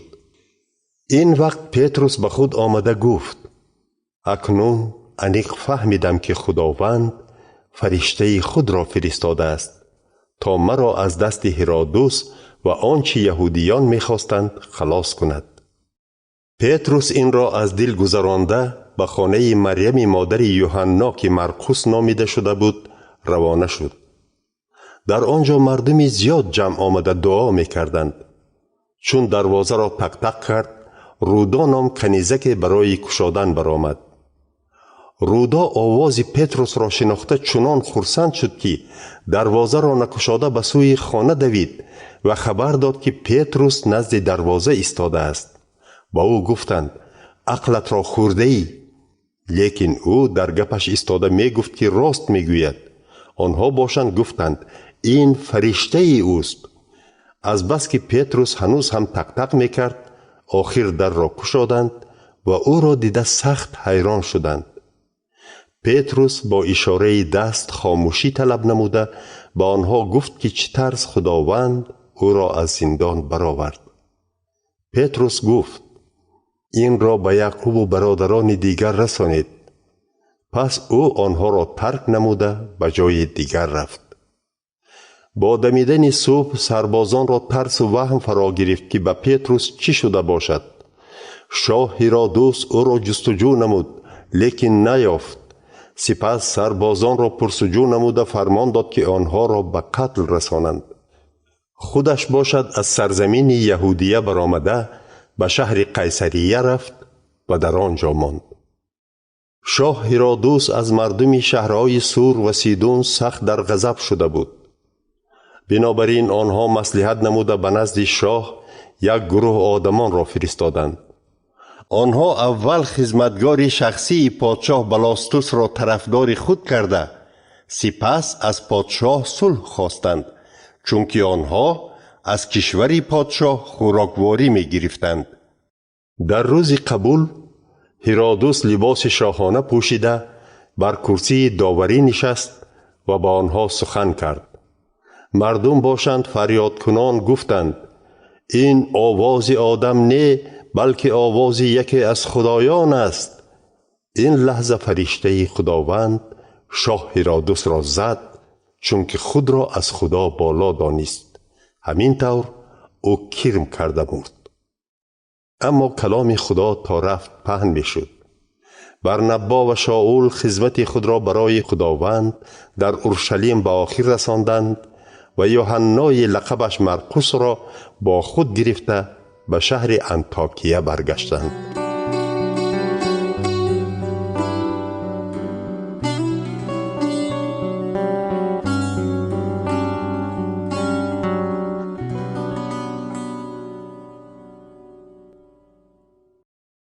باب 13.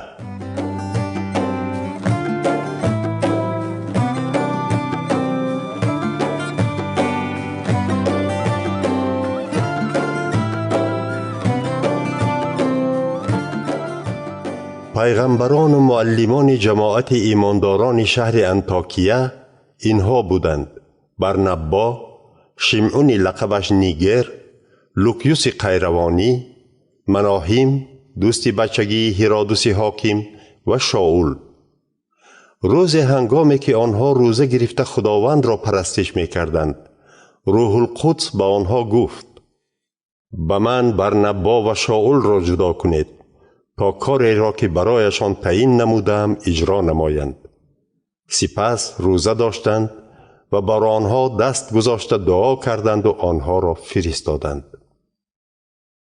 اینک برنبا و شاول که از جانب روح القدس فرستاده شده بودند به شهر سلوکیه رسیدند و از آنجا به جزیره قبریس با کشتی شنا کردند.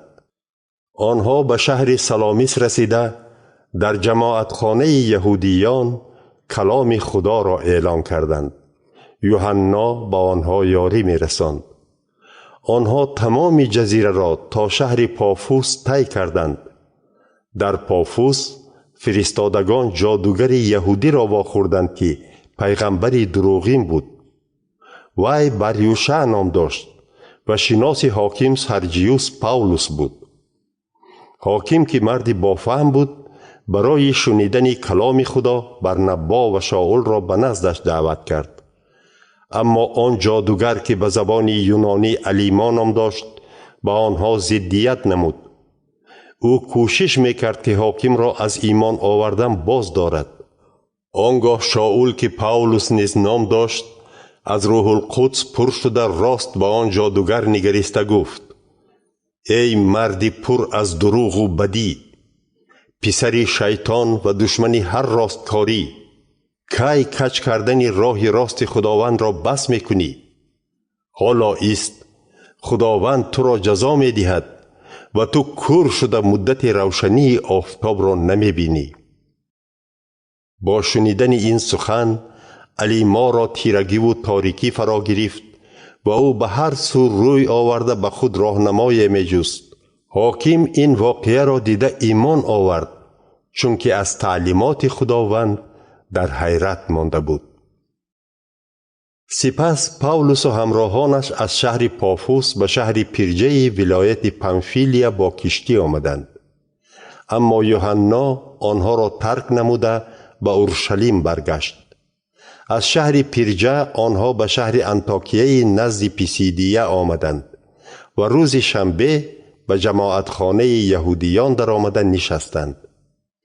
بعد از خواندن شریعت موسی و نوشته های پیغمبران، سرداران جماعت خانه آدم فرستاده به آنها چنین گفتند: برادران، اگر به مردم سخنی نصیحت آمیز داشته باشید بگویید. پاولوس از جایش خسته با اشاره دست خاموشی طلب نمود و گفت: ای اسرائیلیان و غیر یهودیانی که از خدا می ترسید گوش کنید. خدای مردم اسرائیل پدرکلانهای ما را انتخاب نموده آنها را در غریبی یعنی در سرزمین مصر به خلق بزرگ تبدیل داد. سپس آنها را با توانایی خود از آنجا برآورد و 40 سال رفتار آنها را در بیابان طاقت کرد. بعد در زمین کنعان 7 خلق را نابود کرده زمینهایشان را به اسرائیلیان تقسیم کرده داد. از بین 450 سال گذشت. سپس خدا تا زمان پیغمبر سموئیل بر آنها داوران را تعیین می نمود. عاقبت آنها برای خود پادشاه طلب کردند و خدا به آنها از قبیله بنیامین شاول پسر قیش را بخشید. شاول 40 سال پادشاهی کرد. بعد خدا وی را از پادشاهی محروم نموده داوود را بر آنها شاه تعیین نمود. درباره داوود خدا چنین گفته است: داوود پسر ایشای را پسند دلم یافتم، او همه خواست مرا به جا خواهد آورد. سپس خدا چنانه که وعده کرده بود از نسل داوود برای خلق اسرائیل نجات دهنده یعنی عیسی را داد. اینک یحیی پیش از آمدن عیسی به تمام خلق اسرائیل اعلان نمود که توبه کرده تعمید گیرند. یحیی در آخر خدمت خود چنین گفت: به گمانتان من مسیحم؟ نه، من تعیین شده خدا نیستم. نگرید، از پس من کسی می آید که من حتی سزاوار کشادن بند پایافزال او نیستم. برادران، ای فرزندان ابراهیم و همه غیر یهودیانی که خدا ترسند، این خبر نجات بخش به ما فرستاده شده است. مردم اورشلیم و سرداران آنها نجات دهنده بودن عیسی را نفهمیدند. همچنین سخنان پیغمبران را که هر روز شنبه خوانده می شوند نفهمیدند، بلکه عیسی را عیبدار نموده پیشگویی پیغمبران را به جا آوردند. اگرچه برای کشتن سبب نیافتند، از پیلاطس خواهش نمودند که او را به قتل رساند. وقتی که همه چیزهای درباره عیسی نوشته شده را اجرا کردند، او را از صلیب فراورده به قبر گذاشتند، اما خدا او را زنده کرد. سپس عیسی به آنهایی که همراهش از سرزمین جلیل به شهر اورشلیم آمده بودند روزهای زیاد ظاهر می شد. حالا آنها در پیش مردم شاهدان او هستند. ما نیز به شما خبری خوش می رسانیم که وعده به پدرکلانهایمان داده شده اجرا گردید. خدا عیسی را زنده کرده آن وعده را برای ما که نسل آنها هستیم به جا آورد. در این باره در ترانه دوم کتاب زبور چنین گفته شده است: تو پسری من هستی، امروز من پدری تو شدم.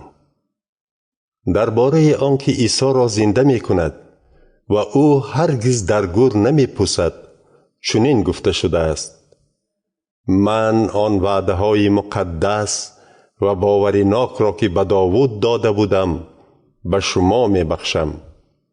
بنابراین در دیگر جای نوشتجات چنین گفته شده است: تو نمی گذاری که مردی پاک تو در گور بپوسد. این گفته ها به شاه داوود دخل ندارند، چون که او در زمان خود خواست خدا را اجرا نمود و از این عالم چشم پوشید. او مثل پدرانش به خاک سپرده شد و جسمش پوسید، اما شخصی که خدا او را زنده کرد نپوسید. برادران، بنابراین گوش کنید. ما به شما اعلان میکنیم که به واسطه عیسی گناه ها بخشیده می شوند. شریعت موسی آدمان را سفید کردن نمی تواند، اما کسی که به عیسی ایمان می آورد سفید می شود. پس احتیاط شوید که گفته های پیغمبران به سرتان نآیند، زیرا آنها چنین گفتند: ای مسخره کنندگان، نگاه کنید، حیران شده نابود گردید، زیرا در روزهای شما کاری میکنم که اگر کسی درباره آن به شما گوید هم باور نمی کنید. مردم هنگامی از جماعتخانه برآمدن پاولوس و برنبا از آنها التماس نمودند که روز شنبه دیگر آمده این موضوع را دوام دهند. بعد جمع آمد، گروه زیادی از یهودیان و خداترسانی که دین یهودی را قبول کرده بودند همراه پاولوس و برنبا به راه در آمدند. هنگام راه رفتن پاولوس و برنبا صحبت کنان مردم را نصیحت نمودند که به فیض و مهربانی خدا تکیه کنند. شنبه دیگر قریب همه مردم شهر برای شنیدن کلام خداوند جمع آمده بودند. یهودیان گروه گروه آدمان را دیده حسد بردند و دشنام کنان به سخنان پاولوس ضدیت نشان دادند. در جواب پاولوس و برنبا با آنها دلیرانه گفتند: پیش از همه لازم بود که کلام خدا را به شما یهودیان گوییم، از بس که شما این را رد میکنید و خود را شایسته حیات ابدی نمیدانید. حالا ما به نزد غیر یهودیان می رویم، زیرا خداوند به ما چنین فرموده است: تو را برای غیر یهودیان نور تعیین کردم که نجات را تا به کنار زمین ببری. این سخنان را شنیده غیر یهودیان خیلی خرسند شدند و کلام خداوند را ستایش کردند. آنهایی که برای حیات ابدی انتخاب شده بودند ایمان آوردند. همین طور کلام خداوند در تمام سرزمین پهن می شد. اما یهودیان بر ضد آنها زنان خداترس و بالا مقام و کلان شوندگان آن شهر را شور انداختند. در نتیجه آنها پاولوس و برنبا را به تنگ آورده از آنجا راندند. در جواب پاولوس و برنبا بر ضد آنها چنگ و خاک پایهایشان را افشانده به شهر قونیه رفتند. همزمان شاگردان انطاکیگی شاد شدند و پر از روح القدس گردیدند.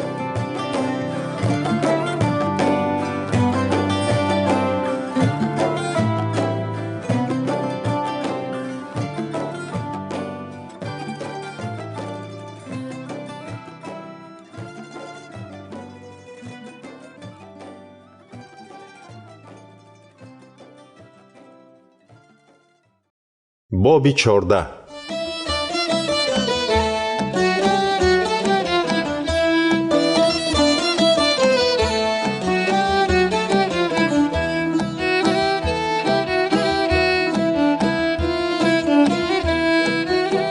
در شهر قونیه نیز پاولوس و برنبا به جماعتخانه یهودیان در آمده چنان سخن گفتند که مردم زیاد از یهودیان و غیر یهودیان ایمان آوردند. اما یهودیانی که ایمان نآورده بودند غیر یهودیان را به شور انداخته آنها را به پاولوس و برنبا ضد نمودند. به این نگاه نکرده فرستادگان در آن شهر مدت زیاد ماندند. آنها درباره خداوند دلیرانه نقل می کردند. خداوند باشد با دستان آنها علامت و معجزه ها نشان داده اثبات می نمود که سخن درباره فیض و مهربانیش حق است. مردم شهر به دو قسم جدا شدند.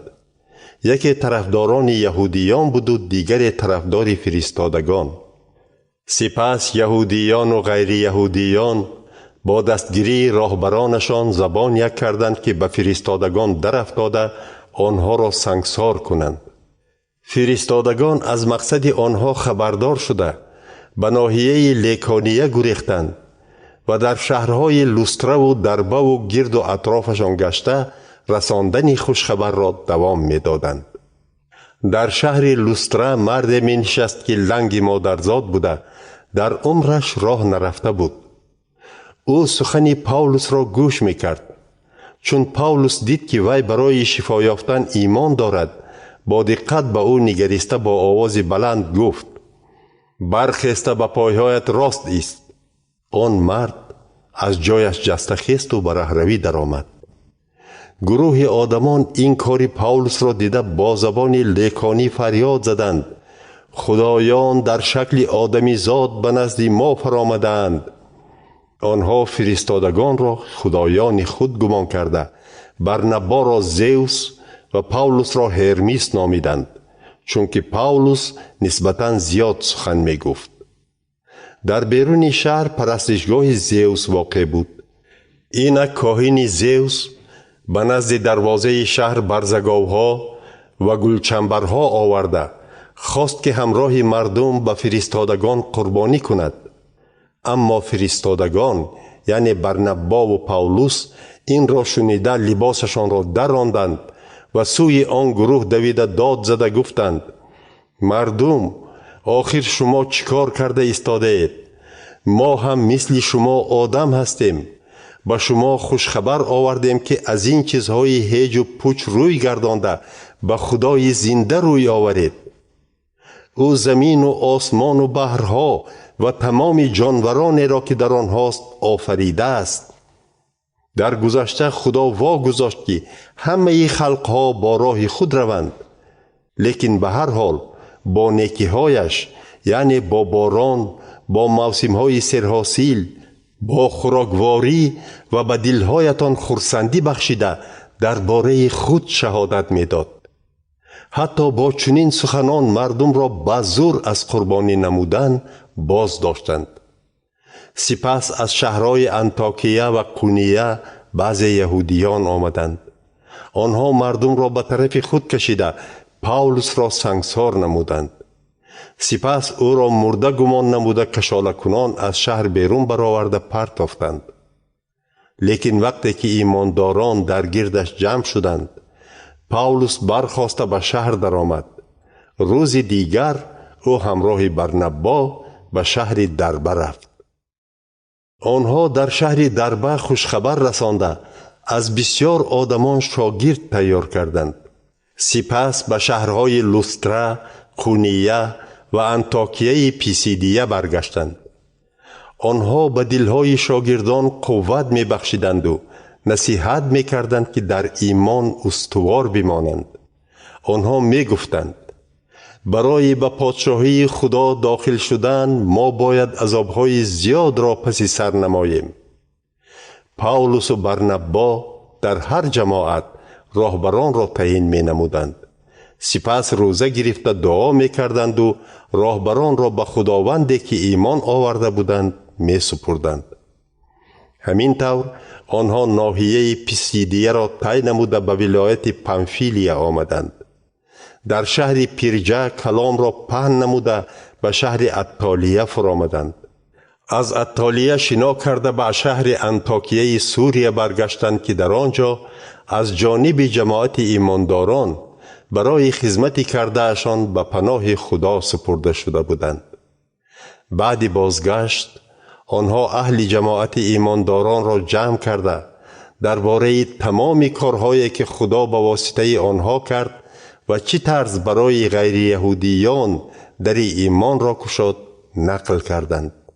در آنجا پاولس و برنبا مدت دراز با شاگردان ماندند.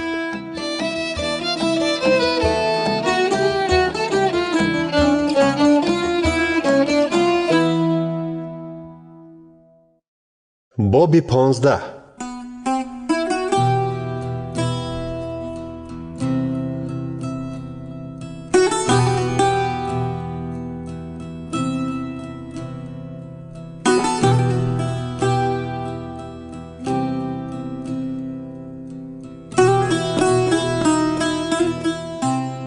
سپس بعضی کسان از سرزمین یهودیه به انطاکیه آمده ایمانداران را چنین تعلیم دادند: اگر موافق رسم و آیین موسی ختنه نشوید نجات نمی یابید.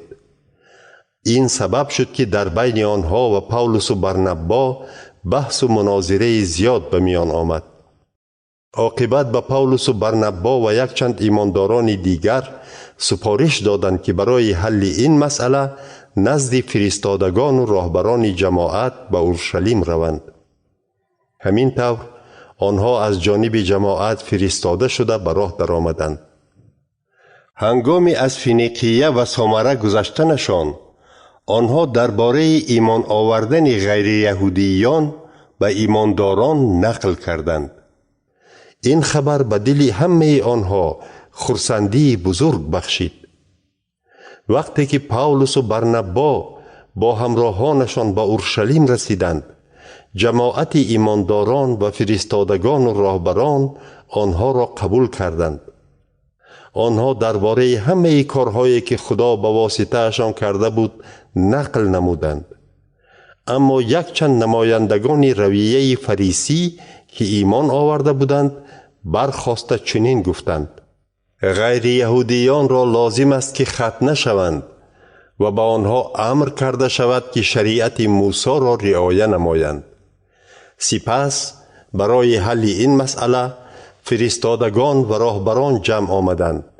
بعد محاکمه های دور و دراز پتروس از جا برخاسته گفت: برادران، چنان که می دانید چند پیش خدا از بین شما مرا انتخاب نمود تا که از دهان من غیر یهودیان نیز خوشخبر را شنیده ایمان آورند. خدا دل آدمان را می داند.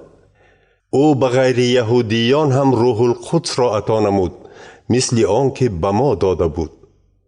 همین طور خدا شهادت می دهد که آنها را نیز قبول می کند. از بس که خدا دل غیر یهودیان را هم به واسطه ایمان پاک کرده است، در بین ما و آنها فرق نمی گذارد. پس چرا شما خدا را آزموده به گردن ایمانداران کار را بار می کنید که آن را نه پدر کلانهایمان اجرا کرده توانستند و نه ما؟ آخر ما باور داریم که از فیض و مهربانی خداوند عیسی نجات می یابیم. آنها نیز همین طور نجات یافتند.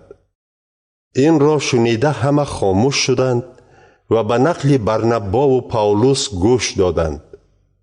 آنها به حاضران درباره معجزه و علامت‌هایی که خدا به واسطه آنها در بین غیر یهودیان کرد حکایت نمودند. چون سخنشان به آخر رسید، یعقوب گفت: برادران، به من گوش کنید.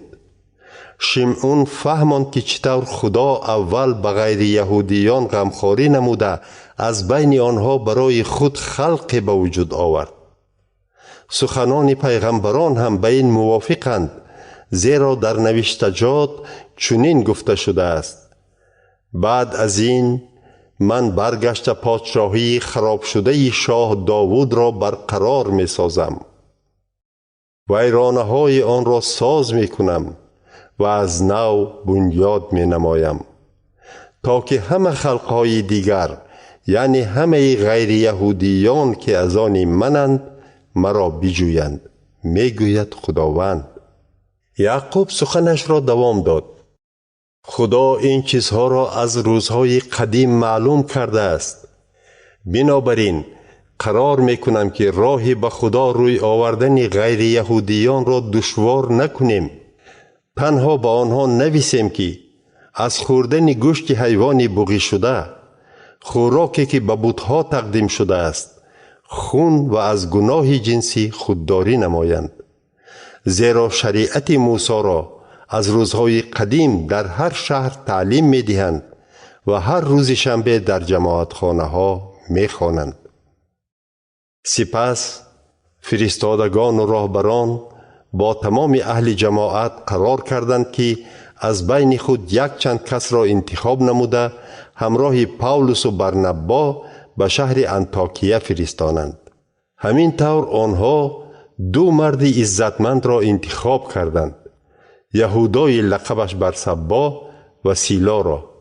سپس نامه زیرین را نوشته به دست آنها سپردند: سلام از نام برادران، هم فرستادگان و هم راهبران به ایمانداران غیر یهودی که در شهر انطاکیه و ولایت‌های سوریه و کیلیکیه هستند. ما شنیدیم که از بینمان بعضی کسان رفته سری شما را با سخنانشان گرنگ کردند و دلتان را ناراحت ساختند. اما ما آنها را نفرستاده ایم.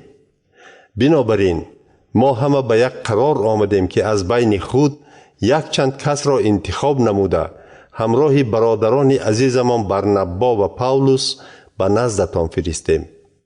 آنها به خاطر نام خداوندمان عیسی مسیح از بحر زندگی خود گذشتند. اینک ما یهودا و سیلا را به نزدتان می فرستیم تا که نوشته ما را با سخن تصدیق نمایند. به روح القدس و همچنین به ما پسند آمد که بغیر از این چیزهای ضروری به گردن شما بار دیگر نگذاریم. از خوردن گوشت حیوان بغی شده، خوراکی که به بتها تقدیم شده است، خون و گناه جنسی دور شوید. اگر خود را از همین چیزها نگاه دارید، کار خوب میکنید. خیر، نغز مانید. فرستادگان پس از گسیل شدنشان به شهر انطاکیه رفتند. در آنجا همه ایمانداران را جمع نموده نامه را به آنها سپردند. مردم نامه را خوانده از سخنان روح بخش خرسند شدند. یهودا و سیلا که خودشان هم پیغمبر بودند با سخنان خود ایمانداران را خیلی روح بلند و استوار نمودند. پس از آن که مدتی در آنجا بودند، ایمانداران آنها را با خوشی به نزد فرستادگانشان گسیل کردند. اما پاولوس و برنبا در شهر انطاکیه ماندند. آنها همراه نفران زیاد و مردم کلام خداوند را تعلیم می دادند و نقل می کردند. پس از چند روز پاولوس با برنبا گفت: بیا برگشته به شهرهای رویم که در آنجا کلام خداوند را اعلان کرده بودیم و ایمانداران را خبر گرفته بینیم که چه حال دارند. برنبا خواست که یوحنای لقبش مرقس را با خود برند، لیکن پاولوس راضی نشد، چون که یوحنا در ولایت پامفیلیا از آنها جدا شده دیگر همکاری نکرده بود. چنین ناراضگی سخت سبب شد که آنها از همدیگر جدا شوند. برنبا با خود مرقس را گرفته در کشتی به جزیره قبرس رفت.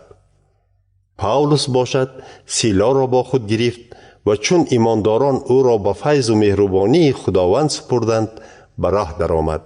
او از ولایت‌های سوریه و کیلیکیه گذشته جماعت‌ها را استوار می‌کرد.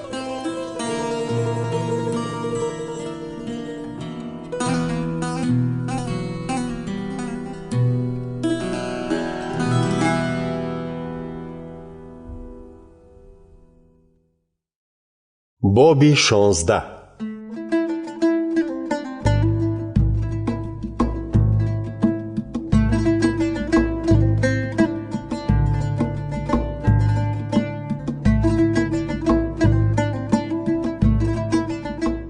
پاولوس به شهر دربه رسید و از آنجا به شهر لوسترا رفت.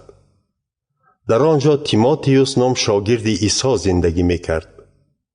مادرش یهودی ایماندار اما پدرش یونانی بود. ایمانداران لوسترگی و خونیگی تیموتئوس را تعریف میکردند. پاولوس خواست او را با خود برد. از این رو او را ختنه نمود، چون که همه یهودیان آن ناحیه می دانستند که پدر تیموتئوس یونانی بود.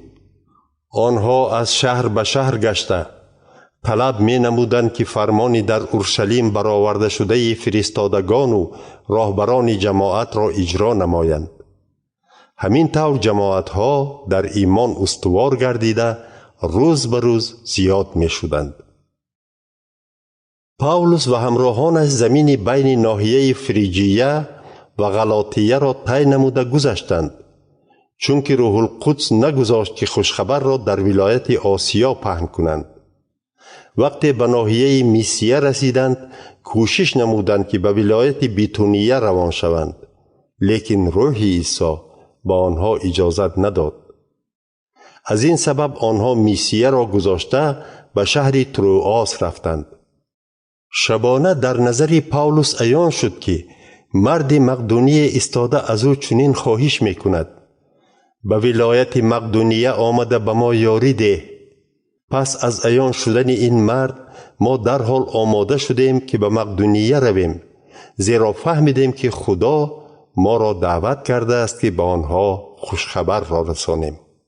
در شهر تروآس ما به کشتی سوار شده راست به جزیره ساموتراکی شنا کردیم و روز دیگر به بندر نیاپولیس رسیدیم. سپس از آنجا به شهر فیلیپی رفتیم که شهر اساسی ولایت مقدونیه و زیر اطاعت روم بود. در آن شهر ما یک چند روز ایستادیم. روز شنبه یعنی روز استراحت ما از دروازه شهر برآمده به لب دریا رفتیم. گمان کردیم که آن جای دعاگویی بود. چون رسیدیم نشسته با زنانی که جمع آمده بودند صحبت کردیم. یکی از آنها سوداگر متاع بنفش رنگ قیمت بها از شهر تیاتیرا بود. او زنی خداترس بود، لیدیا نام داشت. او به سخنان ما گوش میکرد و خداوند دل وی را برای قبول کردن سخنان پاولوس گشاد. بعد از آن که وی با اهل خانواده‌اش تعمید گرفت، از ما خواهش کرد اگر مرا در حقیقت پیرو خداوند شمارید، آمده در خانه من مهمان شوید. او بسیار التماس کرد و ما راضی شدیم. روز وقتی که به جای دعاگویی می رفتیم، کنیزی به ما واخورد که روحی فالبینی داشت و از فالبینی به صاحبانش درآمد کلان می آورد. وی از پس ما و پاولوس گشته فریاد کنان می گفت این آدمان خدمتگاران خدای تعالی هستند. آنها به شما راه نجات را اعلان می کنند. وی یک چند روز همین طور می کرد. در آخر این کار به جان پاولوس زد و او گشته به روح فال گفت به نام عیسی مسیح به تو فرمان می دهم از وی برآ. روح فال در حال از وی بیرون شد. اما چون صاحبان کنیز دیدند که امید درآمدشان برباد رفت، پاولوس و سیلا را دستگیر نموده به میدان شهر نزد قدرتمندان کشاله کنان بردند. آنها را به نزد سرداران شهر آورده گفتند این آدمان یهودی سببگار ناآرامی شهرمان شده‌اند. آنها رسم و آیین را تعلیم می‌دهند که به ما رومیان منع و قبول ناپذیر است. توده آدمان با آنها همراه شده به پاولوس و سیلا ضد برآمدند. سرداران فرمان دادند که لباس پاولوس و سیلا را کشیده آنها را کلتک کاری کنند. همین طور آنها را خوب کوفته به زندان پرتافتند و به زندانبان فرمودند که آنها را با دقت پاسبانی کند. زندانبان چنین فرمان را شنیده آنها را به زندان درونی انداخت و پایهایشان را با کنده و زنجیر بست. تخمینا نصف شب پاولوس و سیلا دعا می کردند و سرود خوانده خدا را ستایش می نمودند. بندیان دیگر آنها را گوش می کردند. بناگاه زمین جنبی سخت شد که ته کرسی زندان را به لرزه آورد. همان لحظه همه درهای زندان گشاده و زنجیرهای همه بندیان کنده شدند. زندانبان بیدار شده چون درها را گشاده دید، شمشیرش را کشیده خود را کشتنی شد، زیرا به گمانش بندیان گریخته بودند. اما پاولوس با آواز بلند گفت به خود ضرر نرسان، همه ما اینجا هستیم. زندانبان چراغ طلب کرده دوان به زندان درآمد و لرزان پیش پایهای پاولوس و سیلا افتاد. سپس آنها را بیرون برآورده پرسید ای آقایان، برای نجات یافتن چی باید کنم؟ آنها جواب دادند به خداوند عیسی ایمان آور، آنگاه با تمام خانواده‌ات نجات می‌یابی. همین طور آنها به او و اهل خانه‌اش کلام خداوند را گفته دادند. خودی همان ساعت شب زندانبان زخمهای آنها را شست و در حال به تمام خانواده‌اش تعمید گرفت. سپس پاولوس و سیلا را به خانه‌اش برده مهمان کرد. زندانبان و اهل خانواده‌اش بسیار خرسند بودند که به خدا ایمان آوردند. سحری سرداران شهر به نزد زندانبان یک چند سرباز فرستاده فرمان دادند که آن آدمان را آزاد کنند. زندانبان سخنان آنها را به پاولوس رساند. سرداران فرمان دادند که شما را آزاد کنم. حالا می توانید با صلح برآمده روید. اما پاولوس به سربازان گفت: آنها ما را که شهروندان روم هستیم به یگان داوری در پیش مردم کلتککاری کرده به زندان پرتافتند. حالا باشند می خواهند که ما را پنهانی سر دهند. این خیل نمی شود. بگذار خودشان آمده ما را آزاد کنند. سربازان این سخنان را به سرداران رساندند. سرداران شهروندان روم بودن پاولوس و سیلا را فهمیده به ترس افتادند. آنها خودشان رفته از فرستادگان عذر پرسیدند و آنها را از زندان برآورده خواهش نمودند که شهر را ترک نمایند. از زندان برآمده پاولوس و سیلا به خانه لیدیا رفتند. در آنجا با ایمانداران واخوردند و آنها را روح بلند نموده شهر را ترک کردند.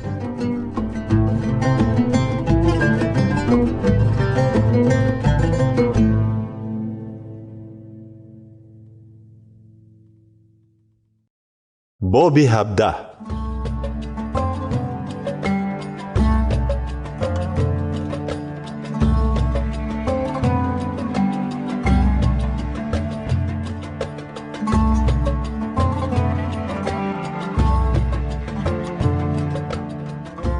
پاولوس و سیلا از شهرهای امفیپولیس و اپولونیا گذشته به شهر تسالونیکی آمدند که در آنجا جماعتخانه یهودیان بود. از روی عادت خود پاولوس به جماعتخانه رفت و 3 روز شنبه به یهودیان سخن گفت. او از نوشتجات دلیل‌ها آورده می‌فهماند و نشان می‌داد که عذاب کشیدن و سپس زنده شدن تعیین شده خدا ضرور بود.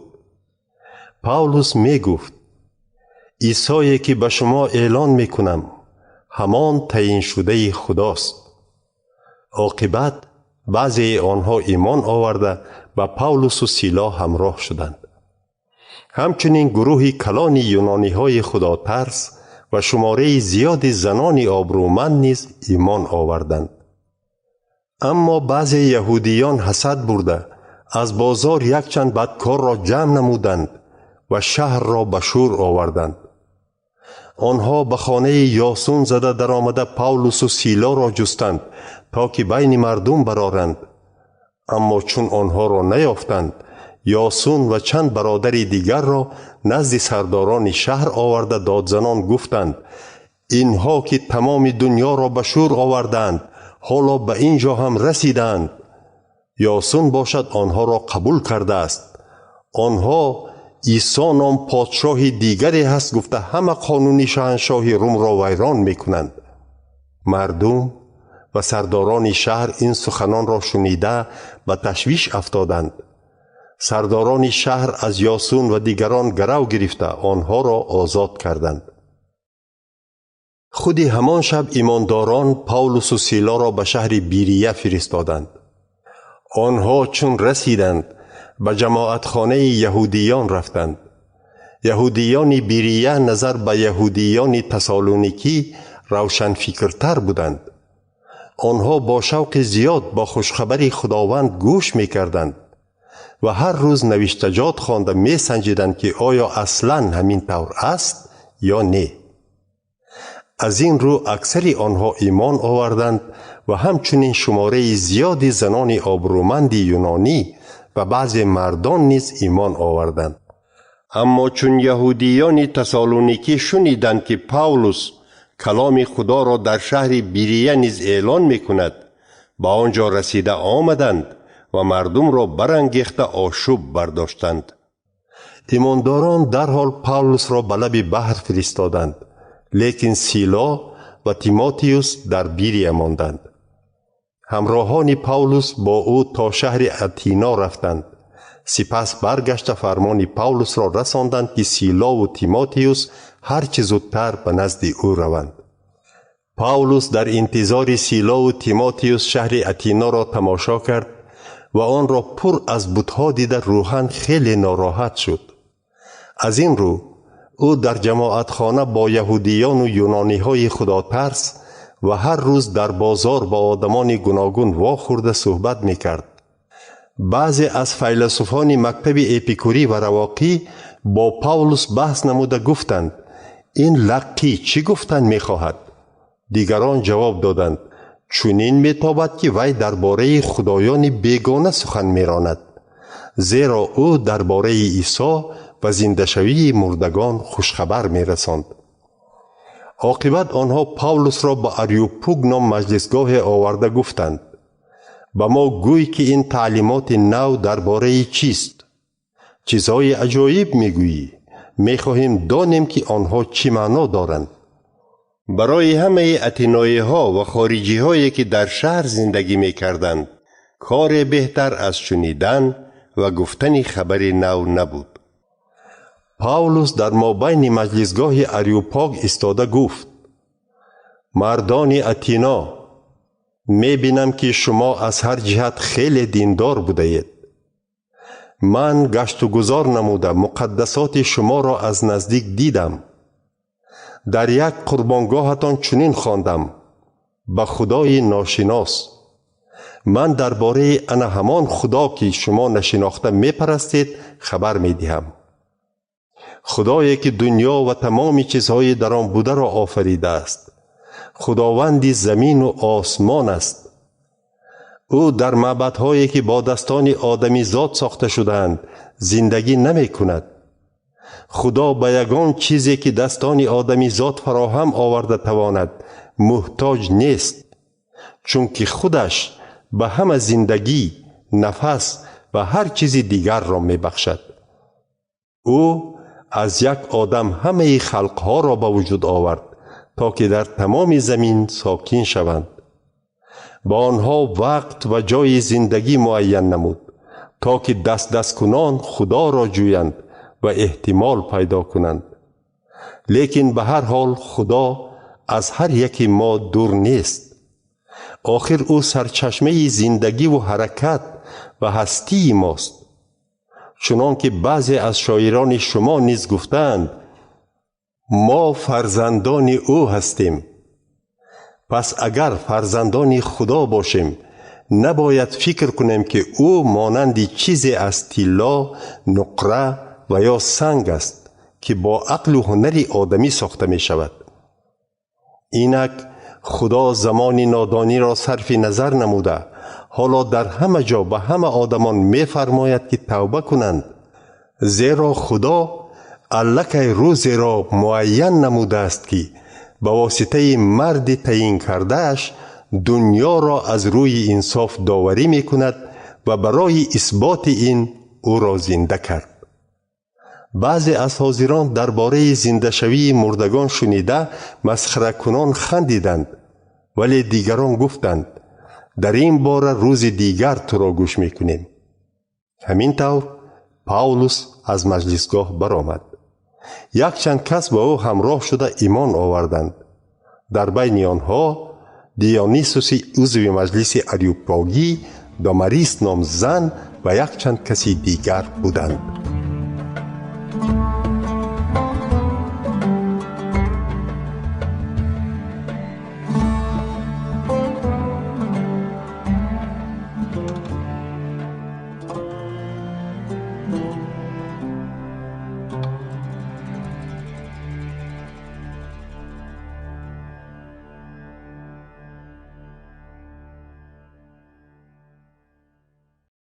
باب 18.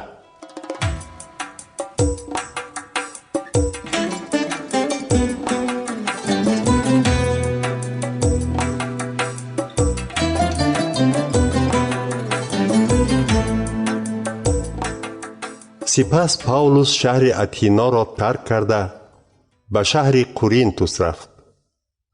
در آنجا با اکیلا نام مرد یهودی شناس شد که از شهر پانتوس بود. این مرد به نزدیکی همراه زنش پریسکیلا از ایتالیا آمده بود، چون که شاهنشاه کلاودیوس فرمان برآورده بود که همه یهودیان از شهر روم برآمده روند. پاولوس به دیدار آنها رفت. از بس که آنها هم کسب پاولوس بودند، با آنها مانده به کار مشغول شد. کسب آنها خیمه دوزی بود. همچنین هر روز شنبه او در جماعتخانه اثبات و دلیل می آورد تا که یهودیان و یونانیان ایمان آورند. وقتی که سیلا و تیموتیوس از ولایت مقدونیه به قرینتوس آمدند، پاولوس تمامی وقت خود را به اعلان کردن کلام بخشید. او به یهودیان شهادت می‌داد که عیسی همان تعیین شده خداست، اما آنها او را حقارت کرده ضدیت نشان دادند. سپس پاولوس چنگ لباسش را افشانده به آنها گفت: من به شما گفتم اکنون خونتان به گردن خودتان. من دیگر جوابگری ندارم. من بعد به نزد غیر یهودیان می روم. همین طور پاولوس از پیش آنها برآمده به خانه مرد غیر یهودی خدا ترس رفت. این مرد تیتوس یوستوس نام داشت و منزلش در پهلوی جماعتخانه بود. سردار جماعتخانه کریسپوس با تمام خانوادهش به خداوند ایمان آورد. این را شنیده قرینتیان زیاد نیز ایمان آوردند و تعمید گرفتند. شب خداوند به پاولوس عیان شده گفت: نترس، سخن گفتن را دوام ده، خاموش نباش، چون که من با تو هستم و کسی به تو ضرر نمی رساند، زیرا در این شهر بسیار آدمان پیرو من هستند. همین طور پاولوس 1.5 سال در آنجا مانده با آنها کلام خدا را تعلیم داد. اما وقتی که غالیون حاکم ولایت آخاییه بود، یهودیان زبان یک کرده پاولوس را دستگیر نمودند و به دادگاه آورده گفتند: این آدم مردم را فریفته می کند که خدا را طور پرستش نمایند که بر ضد قانون است.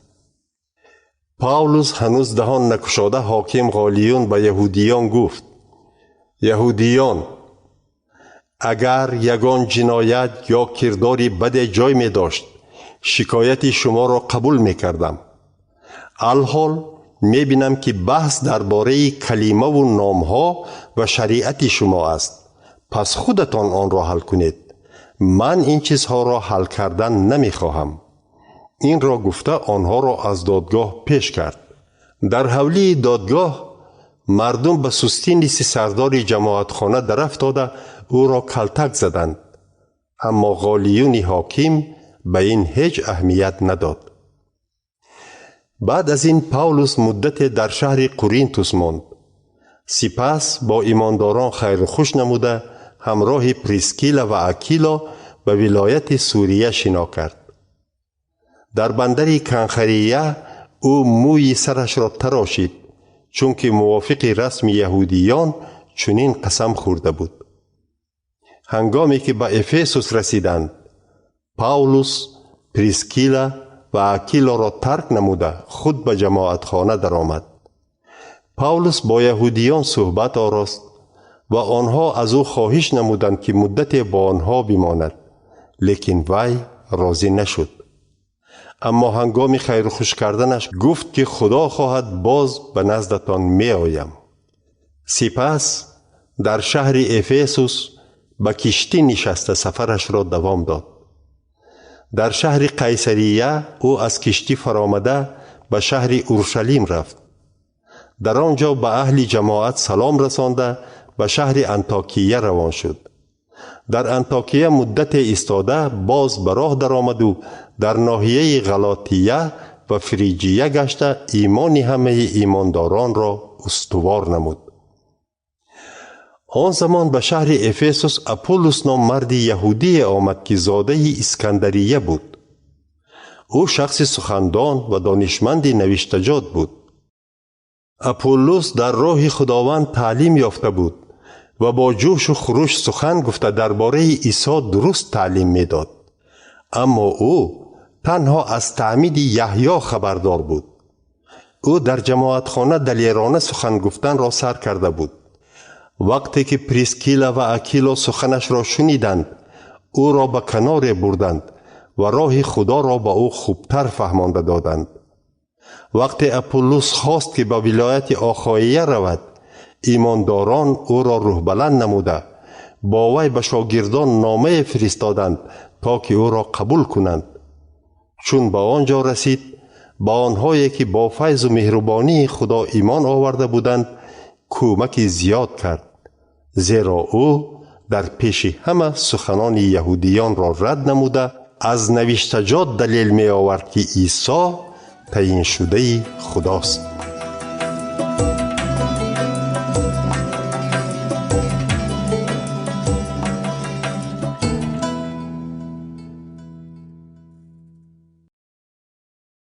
باب 19.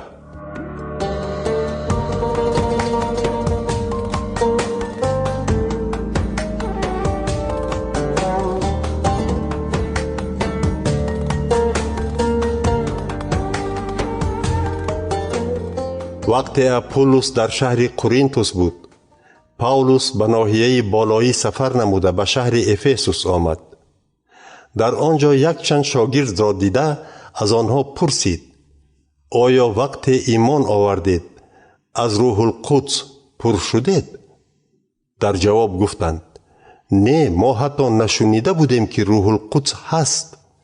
پاولوس گفت: پس شما کدام تعمید را گرفتید؟ گفتند: ما تعمید یحیی را به جا آوردیم. پاولوس گفت: تعمید یحیی تعمید توبه بود. یحیی به آدمان می گفت که به همانی که پس از من می آید، یعنی به عیسی مسیح باور کنید. این را شنیده آنها به نام خداوند عیسی تعمید گرفتند. وقتی که پاولوس دستانش را بر آنها گذاشت، شاگردان از روح القدس پر شدند و با زبانهای دیگر گپ زده به اعلان پیام خدا سر کردند. آنها همگی تقریباً 12 کس بودند. همین طور پاولوس در دوام 3 ماه به جماعتخانه رفته دلیرانه درباره پادشاهی خدا نقل می کرد و اثبات و دلیل می آورد تا که مردم باور کنند. لیکن وقتی که بعضی کسان سرکشی نموده ایمان نمی آوردند و نزد همه درباره راه خداوند بدگویی می کردند، پاولوس شاگردان را با خود گرفته آنها را ترک کرد. اکنون وی هر روز در آموزشگاه تیرانوس صحبت می آراست. این کار 2 سال دوام یافت و همه این مردمی که در ولایت آسیا زندگی می کردند، هم یهودیان و هم یونانیان، کلام خداوند را شنیدند. همچنین خدا به واسطه پاولوس معجزه های عجایب می کرد. حتی وقتی روی مالچه یا پیشبند این را که به پوست پاولوس رسیده است گرفته به بیماران می رساندند، آنها شفا می یافتند و روح‌های ناپاک از آدمان بیرون می شدند. بعضی جنبراران دربدر یهودی نیز نام خداوند عیسی را بر گرفتاران روح‌های ناپاک خواندنی شده به جنها می گفتند: به نام عیسی که پاولوس اعلان می کند امر می دهم از وی برآ. این کار را 7 پسر اسکیوا نام یکی از کاهنان کلان یهودی می کردند. اما روز روح ناپاک با آنها چنین جواب داد: عیسی را می دانم، پاولوس را هم می شناسم، لیکن شما کیستید؟ این را گفته شخصی گرفتار روح ناپاک با آنها در افتاده چنان زد که آنها لوچ و خونالود از خانه برآمده گریختند. وقتی که این حادثه به گوش ساکنان شهر افسوس، هم یهودیان و هم یونانی ها رسید، آنها را ترس و وهم فرا گرفت و نام خداوند عیسی در بین آنها عزت و احترام پیدا کرد. شخصان زیادی که ایمان آورده بودند پیش مردم آمده به کردار بد خود اقرار می شدند و آن را آشکار می کردند. شماره زیاد آدمانی که جادوگری می کردند، کتاب‌های خود را آورده در پیش همه آتش می‌زدند. وقتی که ارزش آن کتاب‌ها را حساب کردند 50,000 تنگه نقره برآمد. همین طور کلام خداوند پهن می‌شد و تأثیر آن بیشتر می‌گردید. بعد این حادثه ها پاولوس با هدایت روح القدس قرار داد که از ولایت‌های مقدونیه و آخاییه گذشته به شهر اورشلیم سفر کند. او چنین گفت: بعد اورشلیم به من لازم است که شهر روم را نیز خبر گیرم. همین طور او دو یاورش تیموتئوس و ارسطوس را به ولایت مقدونیه روان کرده خودش مدتی در ولایت آسیا ماند. آن روزها به خاطر راه خداوند آشوبی سخت به میان آمد. دیمیتریوس نام نقره‌گری بود که رسم‌های نقره‌گین پرستشگاه بت یونان ارتمیس را ساخته با این راه به هنرمندان درآمد خوب می آورد. دیمیتریوس آنها را همراه هنرمندان دیگر جمع آورده چنین گفت: مردم، شما می دانید که بایگری ما از پشت همین هنر است. اما خودتان دیده و دانسته ایستادید که همین پاولوس نه تنها در شهر افسوس بلکه قریب در تمام ولایت آسیا خدایان دستساز خدایان حقیقی نیستند گفته مردم زیادی را به طرف خود میکشد و از راه میزند. این خطر نه تنها کسب ما را بلکه پرستشگاه خدای بزرگ ارتمیس را نیز پست میزند و ناچیز میسازد. پاولوس آبروی بزرگ ارتمیس را که مردم همه ولایت آسیا و تمام دنیا او را پرستش میکنند میریزد. این سخن را شنیده هنرمندان به غضب آمدند و فریاد زدند: بزرگ است ارتمیس افسوسیان! شهر را آشوب فرا گرفت. مردم همه یک جایه همسفران پاولوس غایوس و اریستارخوس را که مقدونی بودند دستگیر نموده با خود به نمایشگاه کشاله کرده بودند. پاولوس خواست به نزد مردم رفته سخن گوید، اما شاگردان او را باز داشتند. همچنین بعضی از سرداران ولایت آسیا که دوستان او بودند آدم فرستاده از وی خواهش نمودند که به نمایشگاه ندرآید. جمع آمد به ترتیب بود. بعضی یک چیز گفته داد می زدند و بعضی دیگر چیز. بسیاری ها نمی فهمیدند که برای چی جمع شدند. یهودیان از بین توده اسکندر نام مردی را تیله داده پیش مردم برآوردند تا که حالت را به آدمان فهمانده دهد. اسکندر با دستش به آنها اشاره خاموشی نموده برای حمایت دهان گشادن خواست. اما مردم چون فهمیدند که وی یهودی است همه با یک آواز بزرگ است ارتمیس افسوسیان گویان فریاد زدن گرفتند و این نزدیک 2 ساعت دوام یافت. سپس عملدار شهر مردم را آرام نموده گفت: مردم افسوس، در اینجا کی نمی داند که شهر افسوس نگهبان پرستشگاه ارتمیس بزرگ و صورتی از آسمان افتاده وی می باشد؟ این چیز جای بحث ندارد. بنابراین شما باید آرام شوید تا که رفتاری بی‌عقلانه نکنید. شما این آدمان را به اینجا آوردید لیکن آنها نه پرستشگاه را غارت نمودند و نه خدای ما را دشنام دادند. پس اگر دیمیتریوس و همکارانش نسبت به کسی دعوا داشته باشند دری دادگاه گشاده و داوران آماده هستند. بگذار رفته در آنجا یک دیگر را عیبدار کنند. اگر باز یگان مسئله دیگری داشته باشد آن را در جمع آمدی قانونی باید حل کرد. زیرا خطر آن هست که برای آشوب امروزه که بی سبب است و ما آن را هیچ گونه اساسناک کرده نمی توانیم به جوابگری کشیده شویم.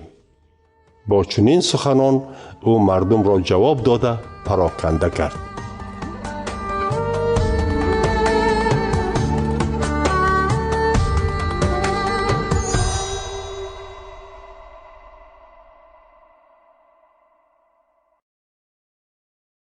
باب 20.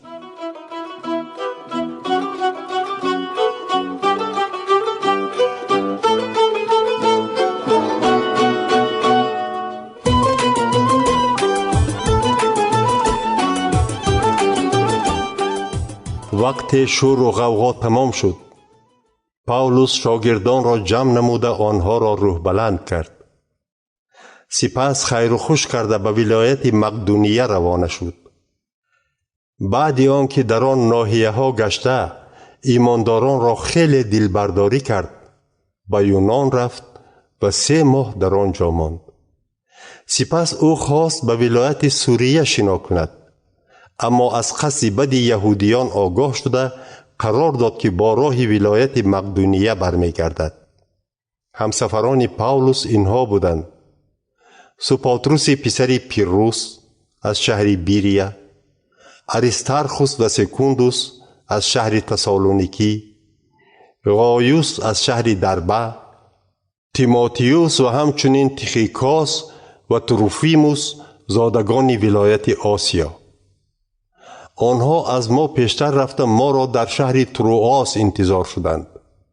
ما باشیم پس از عید فطیر در شهر فیلیپی به کشتی سوار شده، بعد از 5 روز به شهر تروآس به نزد آنها رسیدیم و در آنجا 7 روز ماندیم. روز یکشنبه ما برای طعام شام خداوند جمع آمدیم. از بس که پاولوس فردا رفتنی بود، با شاگردان صحبت دور و دراز آراست و سخنش تا نصف شب دوام یافت. در بالاخانه‌ای که جمع شده بودیم چراغ‌های بسیار می سوختند. افتیخوس نام جوان در دهن تیرزه می نشست. چون سخن پاولوس طول کشید، افتیخوس را سخت خواب برد و او از آشیانه 3 به زمین افتاد. وقتی که افتیخوس را برداشتند الکی مرده بود. پاولوس پایان فرآمده خود را به بالای او پرتافت و او را به آغوش گرفته گفت: خواطر نشوید، او زنده است. سپس پاولوس باز به بالا برآمده نان شکسته خورد و تا بامداد با آنها صحبت کرده بعد روانه شد. جوان را باشد زنده به خانه بردند و خیلی تسلی یافتند. پاولوس قرار داد که به شهر اسوس پیاده رود. ما باشیم به کشتی سوار شده پیش از او به شهر اسوس رسیدیم. در آنجا پاولوس را با خود گرفته سوی شهر میتیلینی شنا کردیم. از آنجا شنا کرده روز دیگر به جزیره خیوس رسیدیم. پس از روز دیگر به جزیره ساموس رسیدیم و فردای آن به شهر بیلیتوس آمدیم. پاولوس نیت داشت که به شهر افسوس ندر آمده گذرد تا که در ولایت آسیا وقت زیاد صرف نشود. او شتاب میکرد، زیرا میخواست که اگر امکان شود به شهر اورشلیم تا روز عید حاصلات رسیده آید. در شهر میلیتوس پاولوس به شهر افسوس آدم فرستاده راهبران جماعت را به پیش خود دعوت کرد. وقتی که آمدند با آنها گفت: شما می‌دانید که از روزی به ولایت آسیا قدم ماندنم و تمام آن وقت که با شما بودم چگونه رفتار می‌کردم، چطور با آب دیده و فروتنی بدیهای یهودیان را پس سر کرده در خدمت خداوند بودم. وقتی که در پیش مردم یا خانه به خانه گشته شما را تعلیم می دادم، یگان چیزی به شما فایده بخش را ناگفته نمی ماندم. هم به یهودیان و هم به غیر یهودیان اعلان می کردم که توبه نموده به خدا روی آرند و به خداوند ما عیسی مسیح ایمان داشته باشند. حالا باشد با راهبری روح به اورشلیم می روم، لیکن نمی دانم که در آنجا چی به سرم می آید. تنها همینش را می دانم که روح القدس در همه شهرها به من می گوید که مرا زندان و رنج و عذاب انتظار است. من جان خود را عزیز نمی دارم، تنها می خواهم که تا به آخری راهم رسم و خدمتی را که خداوند عیسی به من سپرده است به انجام رسانم، یعنی خوشخبری فیض و مهربانی خدا را رسانم. حالا انیق می دانم من بعد هیچ یکی شما که در بینتان گشته پادشاهی خدا را اعلان می کردم روی مرا نخواهد دید. بنابراین امروز به شما می گویم که خون یگان کسی از شما برگردن من نیست، زیرا فرصتی را از دست نداده تمام پیام خدا را به شما اعلان نمودم. اینک به تمام رمه خدا، یعنی به جماعت ایمانداران و هم به خود اهمیت دهید. روح القدس شما را نگهبان تعیین نموده است تا جماعت خدا را که با بهای خونش از آن خود کرده است چوپانی نمایید. می دانم که بعد رفتنم در بین شما گرگان خونخوار می درآیند که بر رمه خدا رحم نمی کنند. از بین خود شما نیز آدمان پیدا می شوند که سخنان کج گفته شاگردان را از پس خود می برند. بنابراین هوشیار باشید و در خاطر دارید که در دوام 3 سال شب و روز من با آب دیده هر یکی شما را آگاه می کردم. اکنون شما را به خدا و به کلام فیض بخش او می سپارم. این کلام قدرت دارد که شما را استوار نموده در قطار خلق پاک شده خدا میراث‌خور گرداند. من از کسی نقره و طلا یا لباس نخواستم. شما می دانید که برای محتاجی های خودم و همراهانم با دستانم کار کردم. به شما عبرت نشان دادم که ما باید مهنت کرده به ناتوانان یاری دهیم و سخنان خداوند عیسی را فراموش نکنیم که چنین گفته است: دادن به از گرفتن است. این را گفته پاولوس زانو زد و با همه دعا کرد. مردم خیلی گریه کردند و او را به آغوش گرفته بوسیدند. خصوصا از سخن او که دیگر او را نخواهند دید سخت غمگین شدند. سپس پاولوس را تا کشتی گسیل کردند.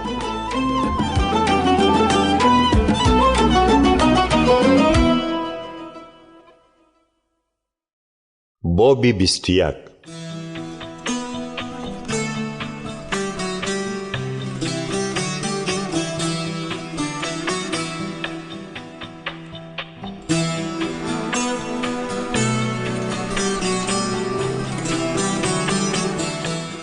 ما با راهبران جماعت شهر افسوس خیر و خوش کرده راست به جزیره کاس شنا کردیم. روز دیگر به جزیره رودوس رسیدیم و از آنجا به شهر پاترا رفتیم. در پاترا کشتی را یافتیم که به کشور فینیقیه روان بود و به آن سوار شده سفرمان را دوام دادیم. چون جزیره قبرس را دیدیم آن را از طرف جنوب گذشته به شهر سوری ولایت سوریه روان شدیم. در شهر سور از کشتی بیرون شدیم چون که بار کشتی را فراوردن در کار بود. در آنجا ایمانداران را یافته 7 روز با آنها ماندیم. ایمانداران به واسطه روح القدس به پاولوس می گفتند که به شهر اورشلیم نرود. اما چون وقت ما تمام شد باز به راه در آمدیم. همه ایمانداران با زن و فرزندانشان ما را تا بیرون شهر گسیل کردند. در لب بحر همه زانو زده دعا کردیم. سپس با همدیگر خیر و خوش کرده ما به کشتی سوار شدیم و آنها به خانه های خود برگشتند. از شهر سور سفر خود را دوام داده به شهر پتولمیس آمدیم. در آنجا با ایمانداران واخورده 1 روز با آنها ماندیم. روز دیگر به راه برآمده به شهر قیصریه آمدیم و به خانه فیلیپوس اعلان کننده خوشخبر رفته مهمان شدیم. فیلیپوس یکی از آن 7 نفر بود که در اورشلیم انتخاب شده بودند. او 4 دختری شوهر ناکرده داشت که پیشگویی می‌کردند. بعد از چند روزی در آنجا بودنمان از سرزمین یهودیه آغابوس نام پیغمبر آمد. او میانبند پاولوس را گرفته با آن دست و پای خود را بسته گفت: روح القدس چنین میگوید: در شهر اورشلیم صاحب این میانبند را یهودیان انا همین طور بسته به دست غیر یهودیان می سپارند. این را شنیده ما و مردم آنجا یک جایه از پاولوس التماس کردیم که به اورشلیم نرود.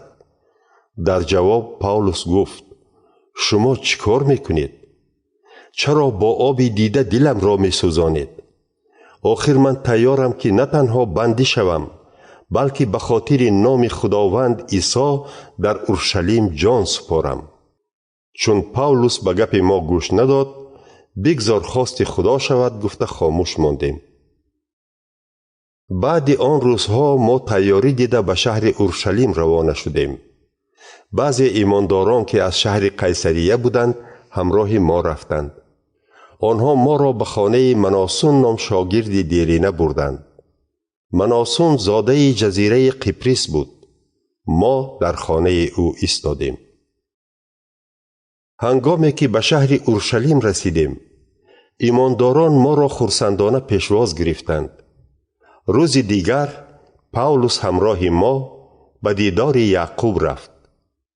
همه راهبران جماعت نیز در آنجا بودند. پاولوس با همه سلام و علیک کرده درباره همه کارهای خدا که در بین غیر یهودیان به واسطه او کرده بود یک به یک نقل کرد.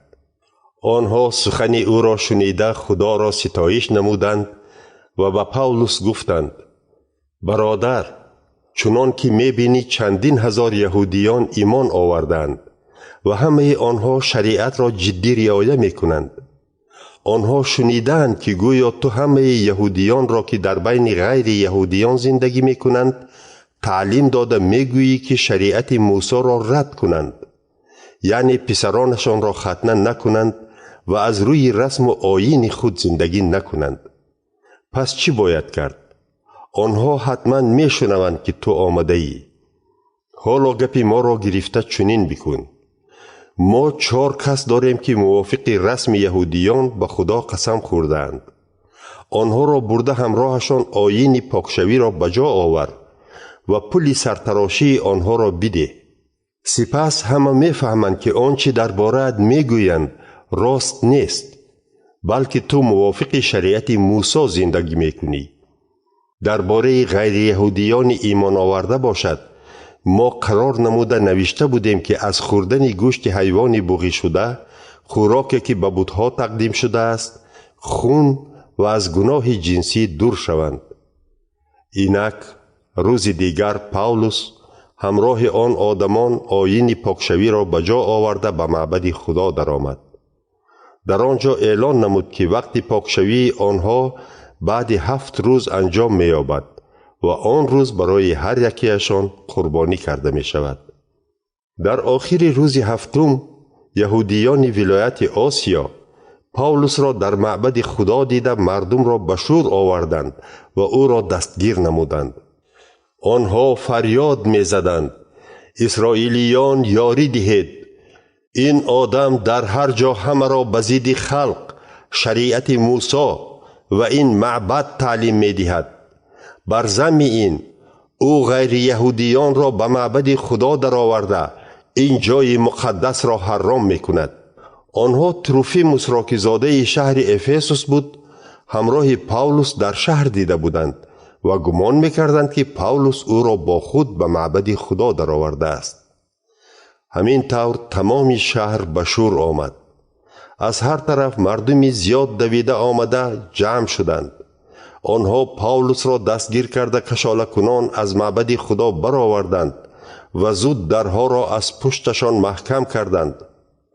وقت او را کشتنی شدند به میری هزاری لشکر خبر رسید که تمام اورشلیم به شور آمده است. او در حال سربازان و میری صدها را به خود گرفته به سوی مردم دوید. مردم میری هزار و سربازان را دیده از زدن پاولوس باز ایستادند. میری هزار نزدیک شده پاولوس را دستگیر نمود و فرمود که او را با 2 زنجیر بندند. سپس پرسید که این آدم کیست و چی کار کرده است. مردم داد زده بعضی یک چیز و بعضی چیزی دیگر می گفتند.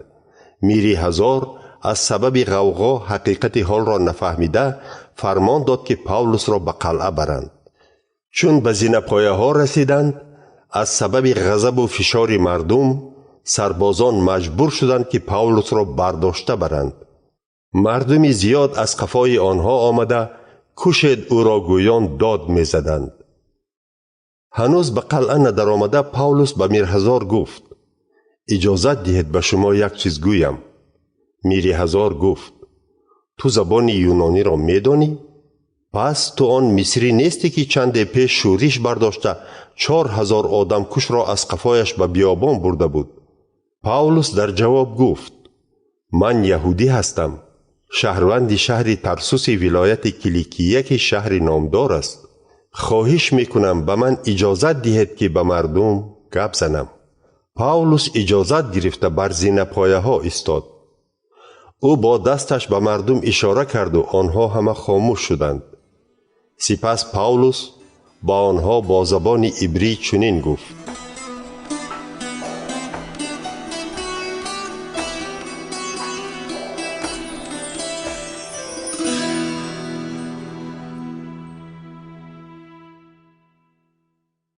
باب 22.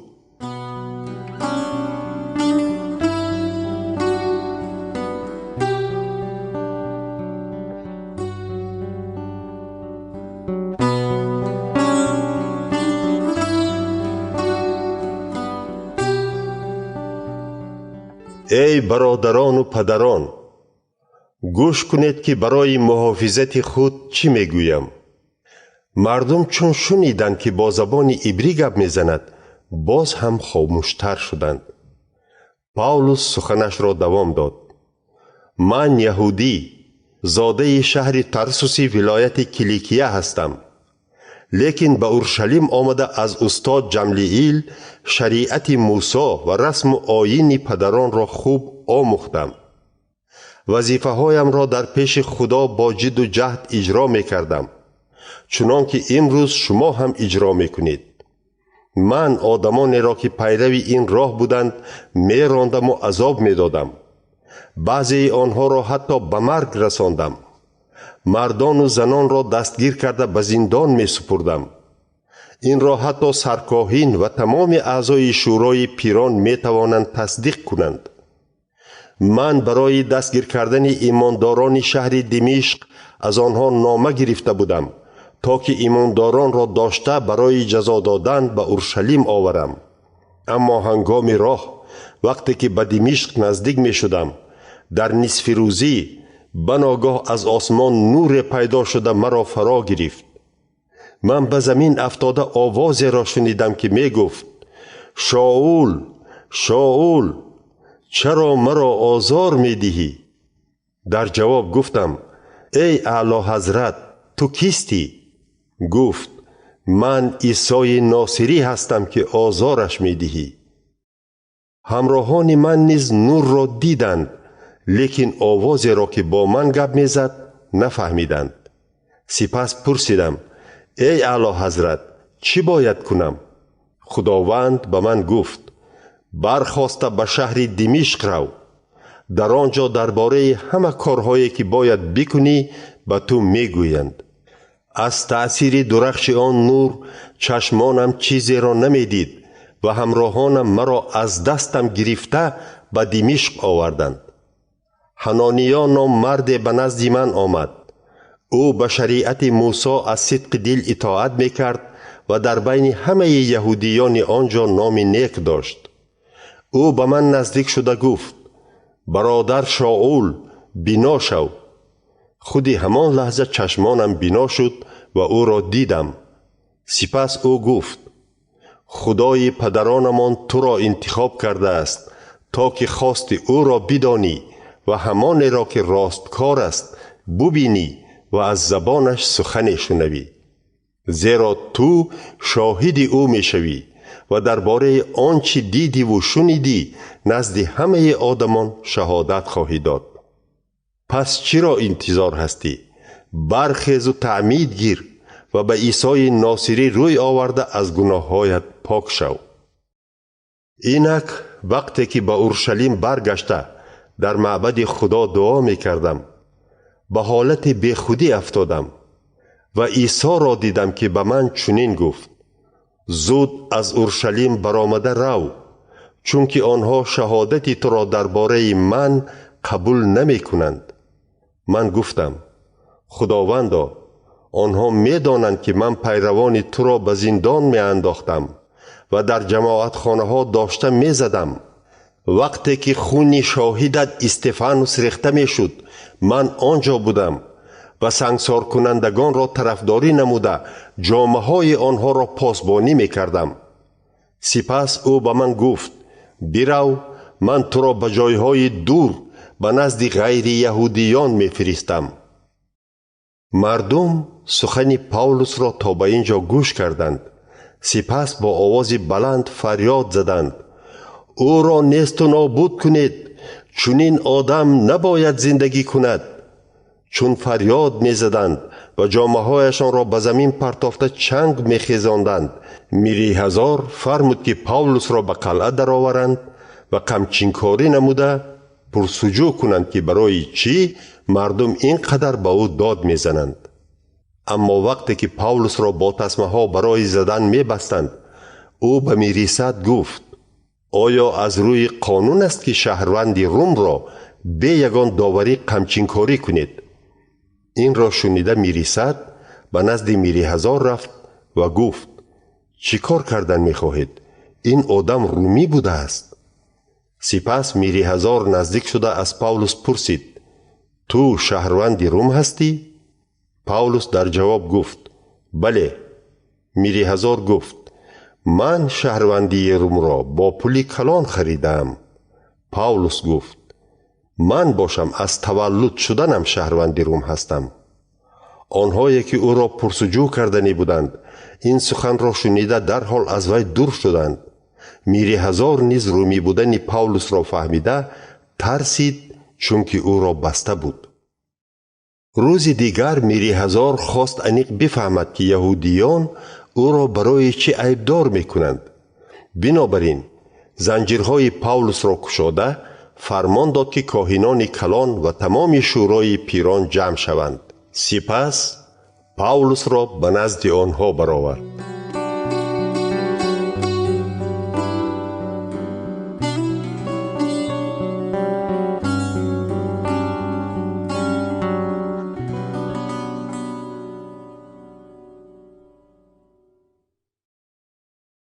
باب 23.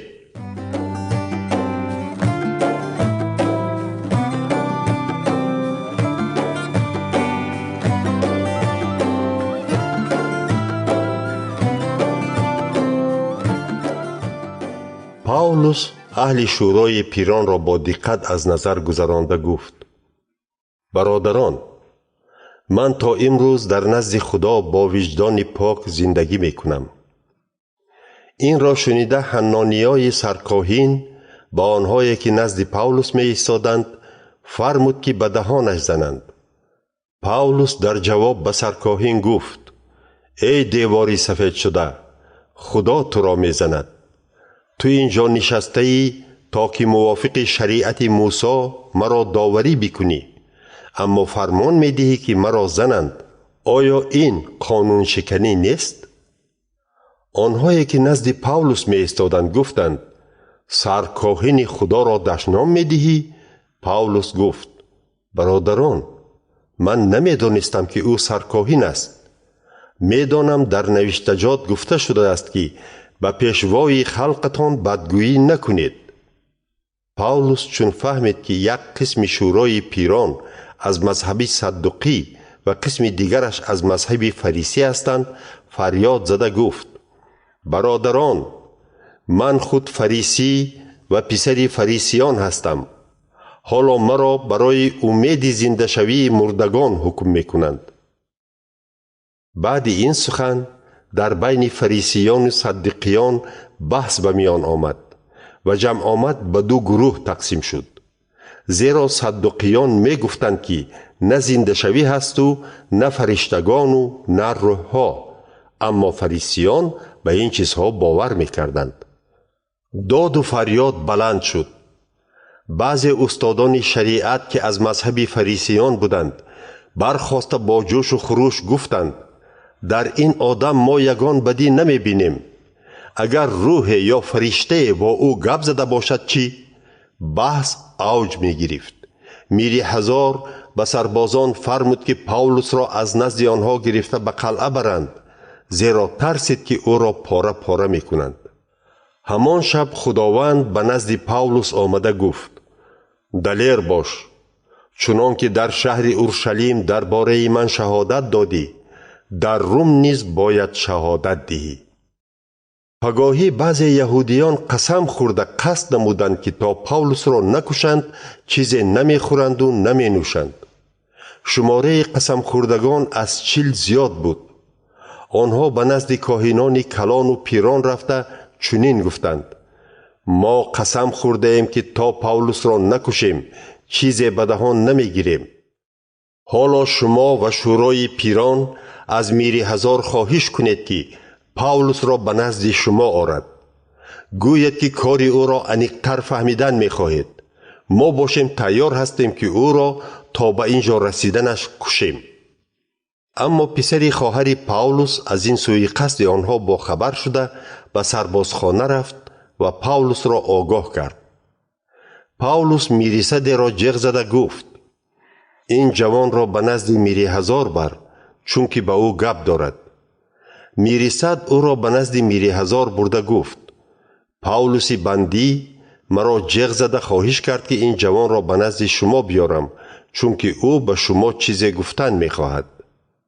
میری هزار جوان را از دستش گرفته به کنار برد و گفت: به من چی گفتنی هستی؟ جوان گفت: یهودیان زبان یک کردند که از شما خواهش کنند تا که فردا پاولس را به نزد شورای پیران برارید، گویا که کار او را عمیق‌تر تفتیش کردنی باشند. نگذارید که شما را به این کار راضی کنانند. در اصل آنها میخواهند او را کشند.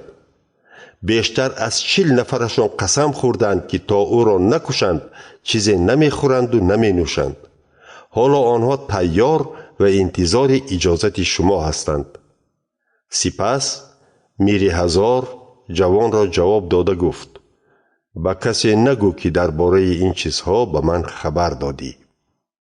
اینک میری هزار 2 میرصد را جغ زده چنین فرمان داد: 200 سرباز، 70 سواره و 200 نیزه‌دار آماده کنید تا که شبانه ساعت 9 به قیصریه روانه شوند. همچنین پاولس را به اسب سوار نموده صحت و سلامت به نزد فیلیکس حاکم رسانند. میری هزار باشد چنین نامه نوشت: کلاودیوس لیسیوس به حاکم محترم فیلیکس سلام می رساند. این آدم را یهودیان دستگیر نموده کشتنی بودند، لیکن من چون فهمیدم که او شهروند روم است با سربازان رفته او را خلاص کردم. خواستم عمیق فهمم که او را برای چی عیبدار می کنند. برای همین او را به شورای پیرانشان بردم. در آنجا فهمیدم که او را از روی مسئله های بحثناک شریعتشان عیبدار می کنند، لیکن او کار نکرده است که سزاوار مرگ یا زندان باشد. وقتی آگاه شدم که آنها بر ضد این آدم زبان یک کردند، در حال او را به نزد شما فرستادم و به عیبدار کننده های او نیز فرمودم که به شما دعوا کنند. همین طور سربازان موافق فرمان پاولس را گرفته شبانه به شهر انتیپاتریس بردند. روز دیگر آنها پاولس را به سواران سپرده خود به سربازخانه برگشتند. سواران به قیصریه رسیده نامه را به دست حاکم دادند و پاولس را نیز به او سپردند. حاکم نامه را خوانده پرسید که پاولس از کدام ولایت است و چون شنید که از ولایت کیلیکیه است گفت: عیبدار کننده هایت رسیده آیند، من تو را گوش میکنم. سپس فرمود که پاولس را در قلعه هرودوس نگاه دارند.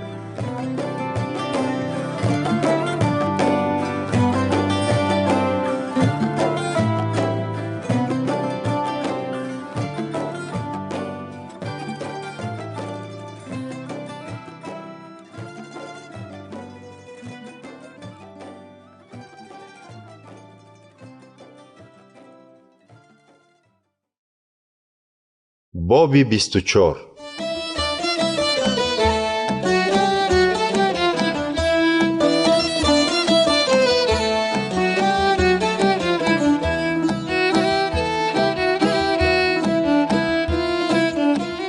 بعد 5 روز حنانیای سرکاهن همراه بعض پیران و ترتولوس نام حقوق شناس آمده از پاولس به حاکم شکایت کردند. وقتی که پاولس را گرفته آوردند، ترتولوس به عیبدار کنی سر کرده گفت: فیلیکس عالی مقام، با راهبری شما مدت دراز است که ما در صلح و آسایشتگی زندگی میکنیم و چاره‌بینی های شما به خلق ما بهبودی های زیاد بخشیدند. ما در همه جا تمام نیکی های شما را با منتداری یاد میکنیم. حالا برای آنکه شما را زیاد زحمت ندهم، مهربانی نموده عرض کوتاه ما را شنوید. ما دریافتیم که این آدم شورانداز بوده در بین همه یهودیان عالم آشوب می انگیزد. همچنین وی راهبر حزب ناصری می باشد. او حتی خواست که معبد خدا را حرام کند، لیکن ما او را دستگیر کردیم. وقتی که او را درباره همه این چیزها پرسجو می کنید، خودتان می فهمید که برای چی ما او را عیبدار می کنیم.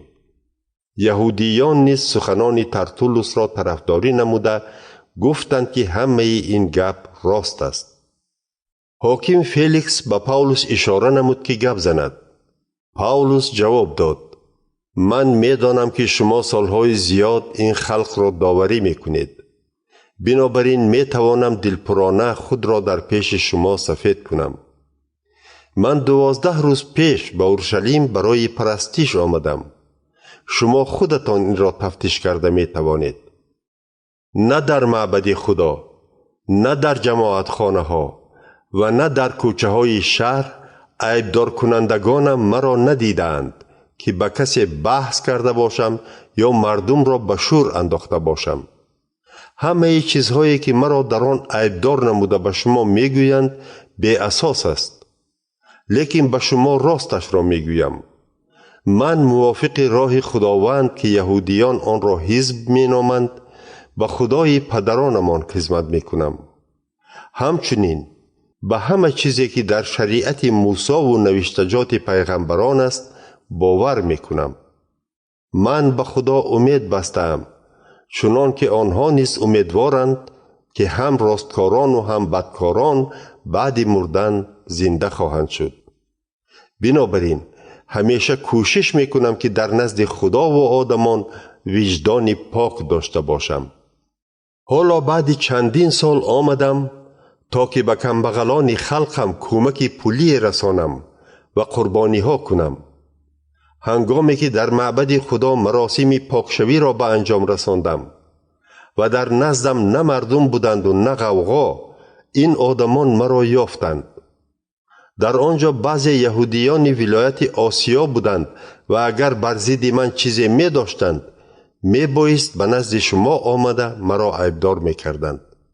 یا خود اینها گویند که وقتی که در پیش شورای پیران می ایستادم برای کدام جنایت مرا عیبدار یافتند.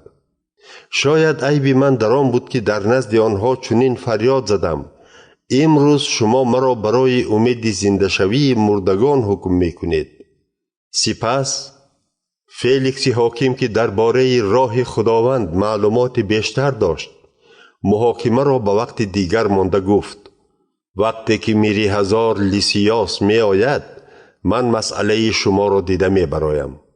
همچنین به میریست فرمود که پاولوس را پاسبانی کند، لیکن کمی آزادی بخشد و اجازت دهد که دوستانش به او خدمت کنند. بعد چند روز فیلیکس با همسرش دروسیلا که یهودی بود آمد. فیلیکس پاولوس را دعوت کرده سخنش را درباره ایمان به عیسی مسیح گوش کرد. اما وقتی که پاولوس درباره راستکاری، خودداری و روز قیامت می گفت، فیلیکس را ترس فرا گرفت. او گفت: حالا به تو جواب، چون وقت یابم تو را باز دعوت می کنم. فیلیکس حاکم امیدوار بود که پاولوس با او پاره می دهد. بنابراین زود پاولوس را دعوت کرده با او صحبت می آراست. اما بعد 2 سال به جای حاکم فیلیکس حاکم نو پرکیوس فستوس تعیین شد. از بس که فیلیکس به یهودیان پسند آمدن می خواست، پاولوس را در زندان نگاه داشت.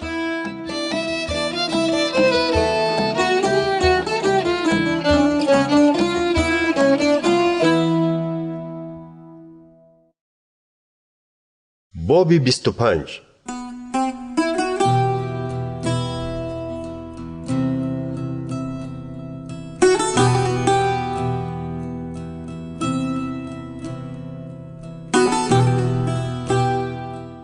فستوس حاکم 3 روز پس از آن که به قیصریه آمد به شهر اورشلیم سفر کرد.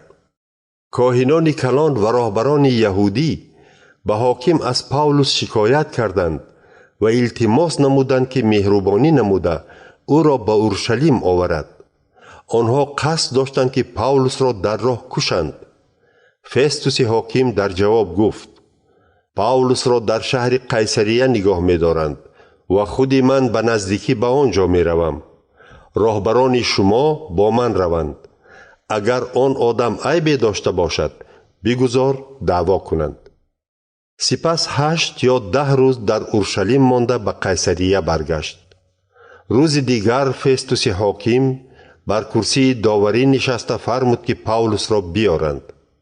چون آوردند، یهودیانی که از اورشلیم آمده بودند گرد او را گرفته به گردن او عیبهای زیاد و وزنین را بار کردند، اما هیچ یکی آن را اثبات کرده نمی توانستند.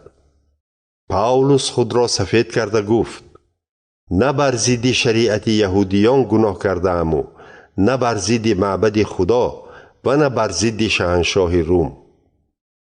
فستوس حاکم دل یهودیان را یافتنی شده از پاولوس پرسید: میخواهی که به اورشلیم روی تا که کاری تو را در آنجا دیده برایم؟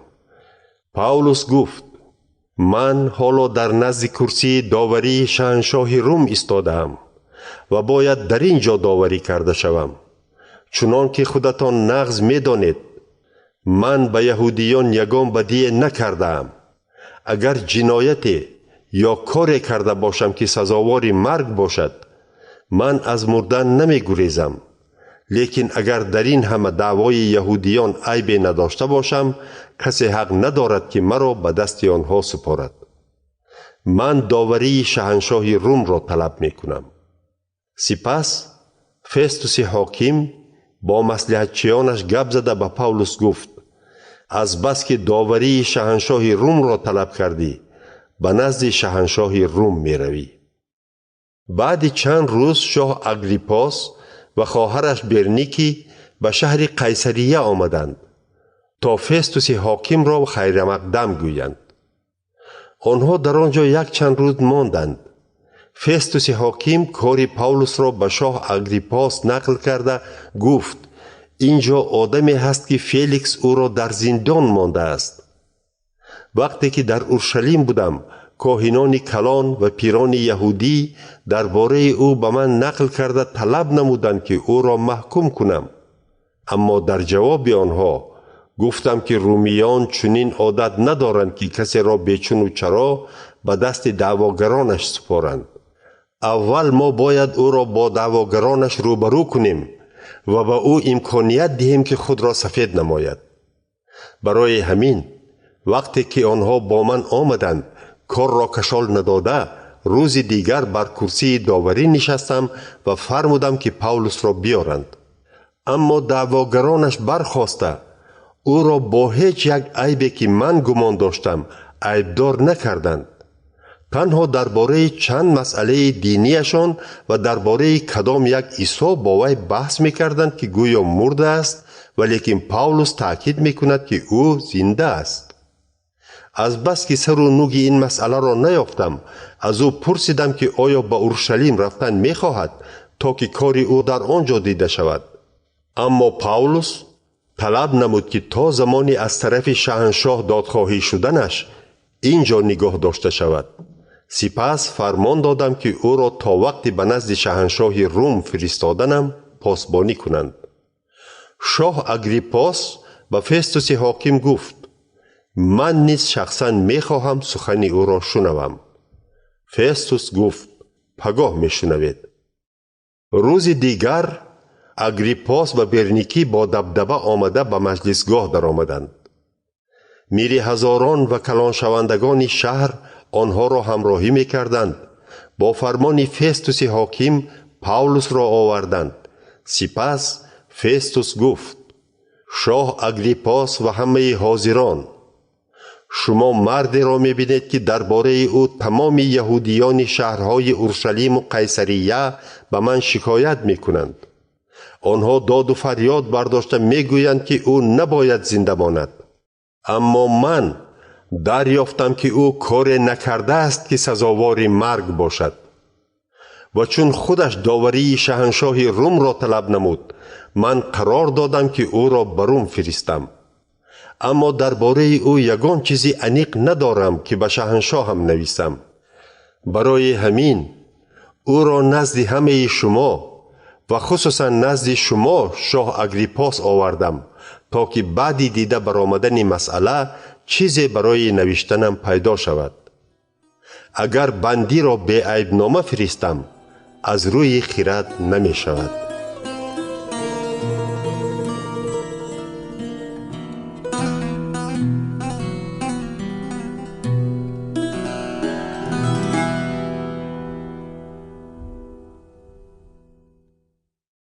باب 26.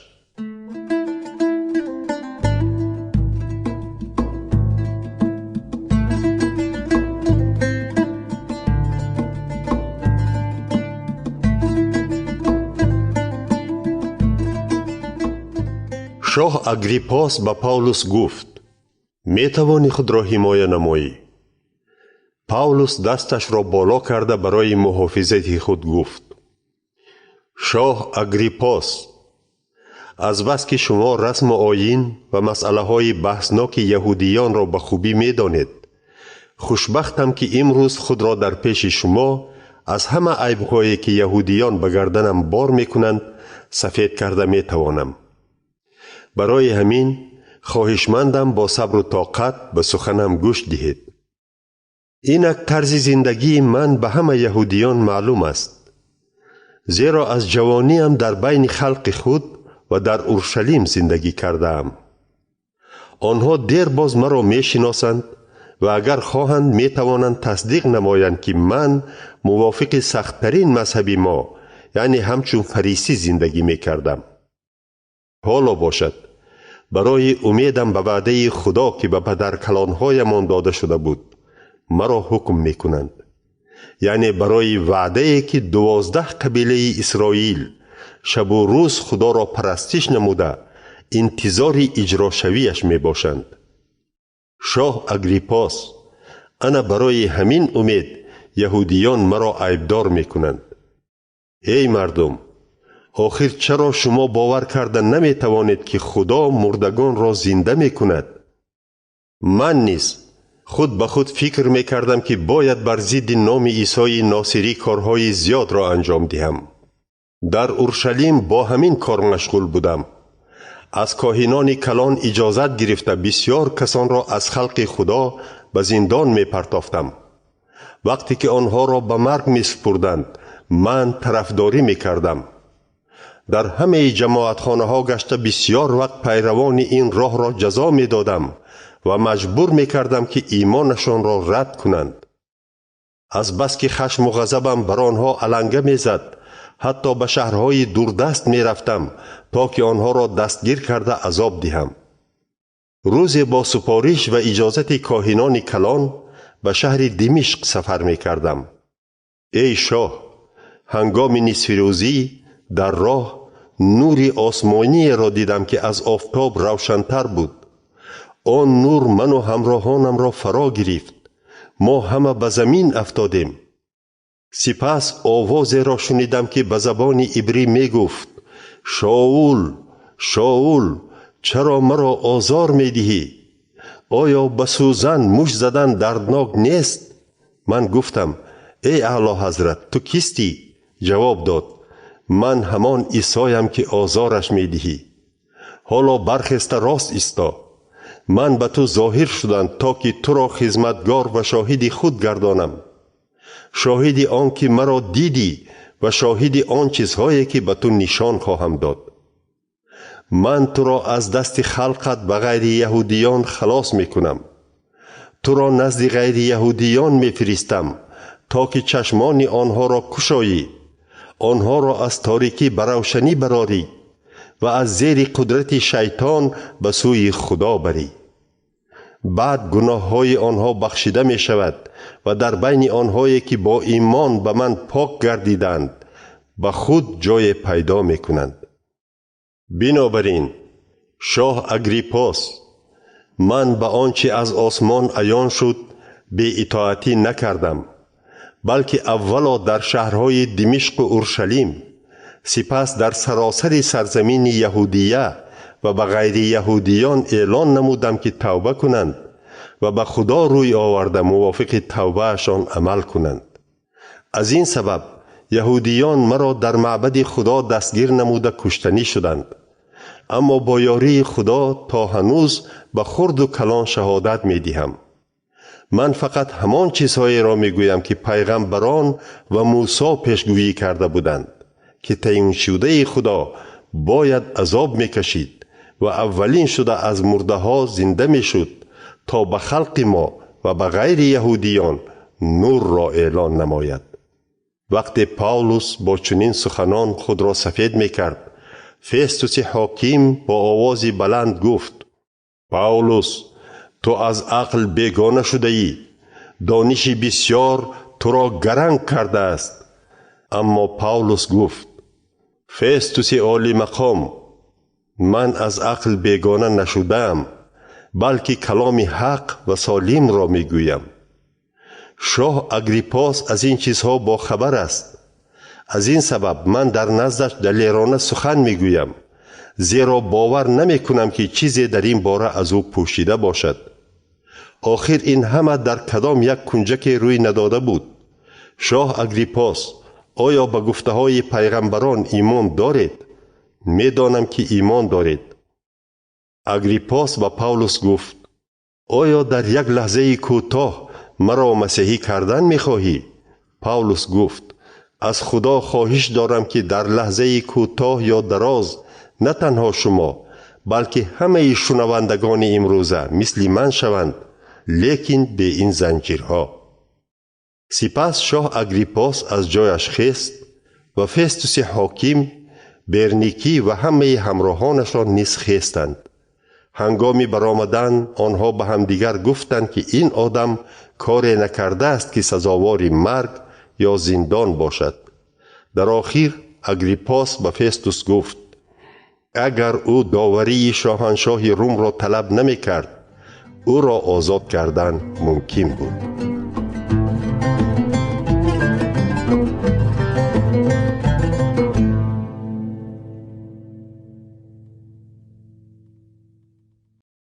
باب 27.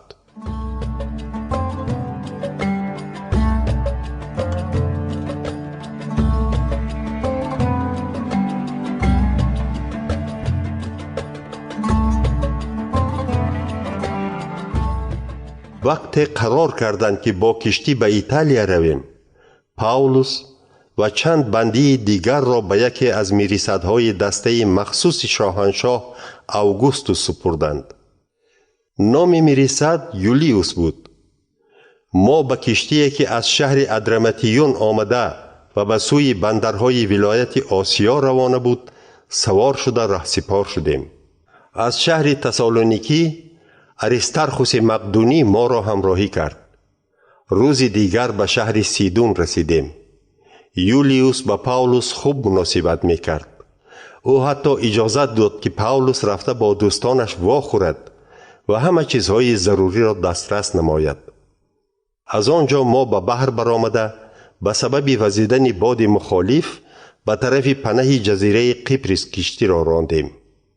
سپس بحر کشاد را نزد ساحل‌های ولایت‌های کیلیکیه و پنفیلیه میانه بر نموده به شهر میرای ولایت لیکیه رسیدیم. در آنجا میرسد کشتی شهر اسکندریه را یافت که به ایتالیا روانه بود و ما را به آن سوار کرد.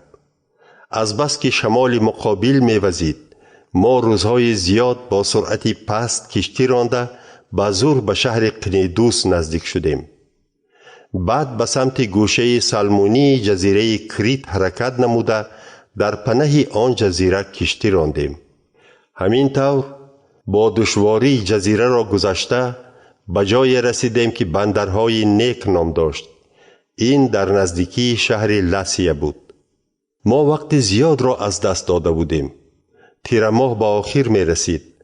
ایام روزگیری یهودیان گذشته بود. باد و هوا برای دوام دادن سفر بحری علیه خطرناک بود.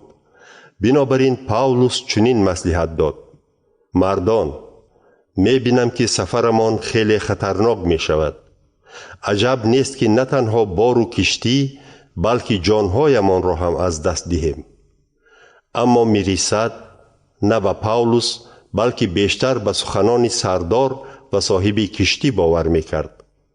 از بس که بندرهای نیک برای زمستان گذرانی موافق نبود، بسیاری ها راضی شدند که به بحر برایند. آنها امید داشتند که علاج کرده به بندر دیگری جزیره کریت که فینیکس نام داشت برسند و آنجا زمستان را گذرانند. این بندر رو به سمت جنوب غربی و شمال غربی جایگیر است. چون باد سبک جنوبی وزید، آنها فکر کردند که کارشان آمد کرد و لنگر برداشته لبلب ساحل کریت شنا کردند. اما دیر نگذشته از طرف جزیره تند باد سخت برخاست که شمال شرقی نام داشت. وقتی کشتی را فرا گرفت، آن را اداره کردن ناممکن گردید و تسلیم شدیم و تند باد ما را گرفته برد. سپس به طرف پناهتری جزیره خردکه که کلاودا نام دارد در آمده، قایق کشتی را که در دنبال کشتی بسته بود به زور نگاه داشتیم. بعد آن را به کشتی برآوردند و دیوارهای کشتی را با ارغمچین‌ها بسته مستحکم کردند. از ترس به پستاب سیرتیس افریقا برخوردن، بادبانها را فراوردند و همین طور موجهای آب ما را می برد. روز دیگر از بس که طوفان تا رفت شدت می یافت، آنها یک قسم باری کشتی را به آب پرتافتند. روز سیوم باشد، آنها با دستان خود یک قسم اسباب و انجام کشتی را برآورده پرتافتند. روزهای زیاد نه آفتاب نمایان می شد و نه ستاره ها، بلکه طوفان دوام می یافت. عاقبت برای نجات یافتن هیچ امید نماند. از بس که کسی دیر باز خوراک نخورده بود، پاولوس برخاسته به میان جا برآمد و گفت: مردان، اگر شما به گپ من گوش داده از کریت به بحر نمی برآمدید، از این فلاکت ضرر نمی دیدید. حالا باشد، مصلحت می دهم که دلیر باشید، چون که یگان تایی شما نمی مرید، فقط کشتی نابود می شود. امشب فرشته خدایی که به او تعلق دارم و خدمت می کنم به پیشم آمده گفت: نترس پاولوس، تو باید در پیش شاهنشاه روم بیستی و به خاطر تو خدا به همراهانت نیز حیات می بخشد. بنابراین مردان، دلیر باشید، زیرا باور دارم که خدا چنان که به من گفت می کند. فقط ما باید به پستاب یگان جزیره برخوریم. شب 14 بود که در بحر ادریا آواره بودیم. تقریبا نصف شب بحرنوردان پی بردند که زمین نزدیک است. آنها چقوری آب را چین کردند که تقریبا 40 متر برآمد. سپس اندک پیش رفته باز چین کردند که 30 متر برآمد. آنها ترسیدند که به سنگ دکه می خورند. بنابراین از دم کشتی 4 لنگر انداختند و دعا می کردند که تیزتر سحر شود. بحرنوردان خواستند از کشتی گریزند و با بهانه آنکه از نوگ کشتی لنگرها می اندازند، قایق کشتی را به آب فراوردند. آنگاه پاولوس به میریسد و سربازان گفت: اگر این آدمان در کشتی نمانند، شما نجات نمی یابید. این را شنیده سربازان بند قایق را بریدند و آن شنا کرده رفت. پیش از بامداد پاولوس از همه خواهش نمود که خوراک خورند. او چنین گفت: حالا 14 روز می شود که شما در تشویش هستید و چیزی نمی خورید. بنابراین از شما التماس می کنم که خوراک خورید، چون که این برای زنده ماندن شما مهم است. زیرا تاری موی از سر هیچ یک شما نخواهد افتاد. این را گفته او نان گرفت و در پیش همه خدا را شکر گفت و آن را پاره کرده به خوردن سر کرد. این را دیده همه روح بلند شدند و خوراک خوردند.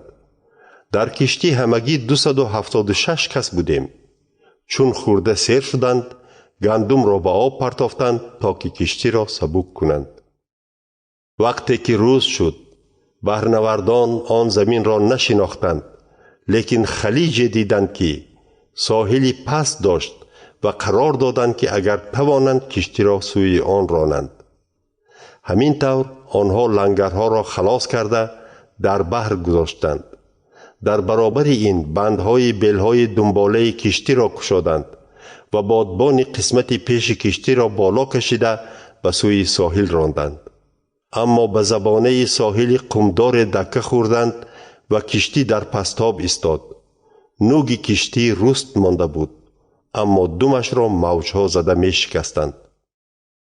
سربازان خواستند بندیان را کشند تا کسی شناکنان نگریزد، اما میریسد که پاولوس را نجات دادن میخواست سربازان را از این کار باز داشت.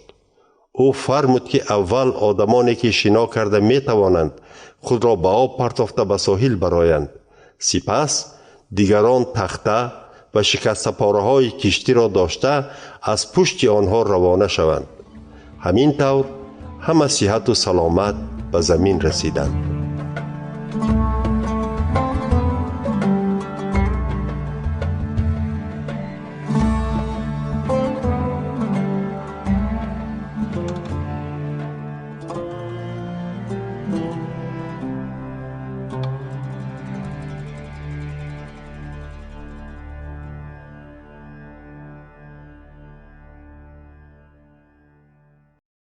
باب 28.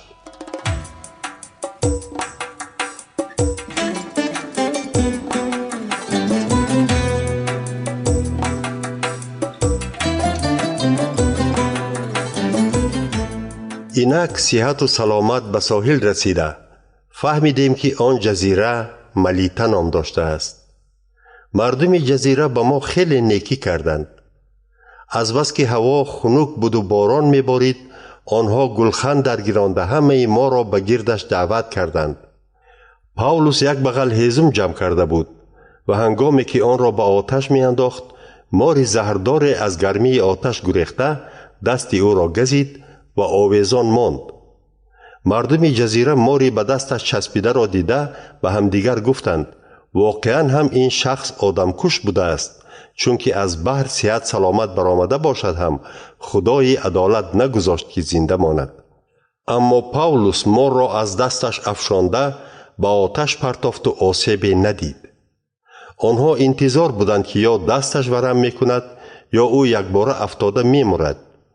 اما چون وقتی زیاد گذشت و با وی چیزی نشد، فکرشان را دیگر کرده گفتند که او یکی از خدایان است.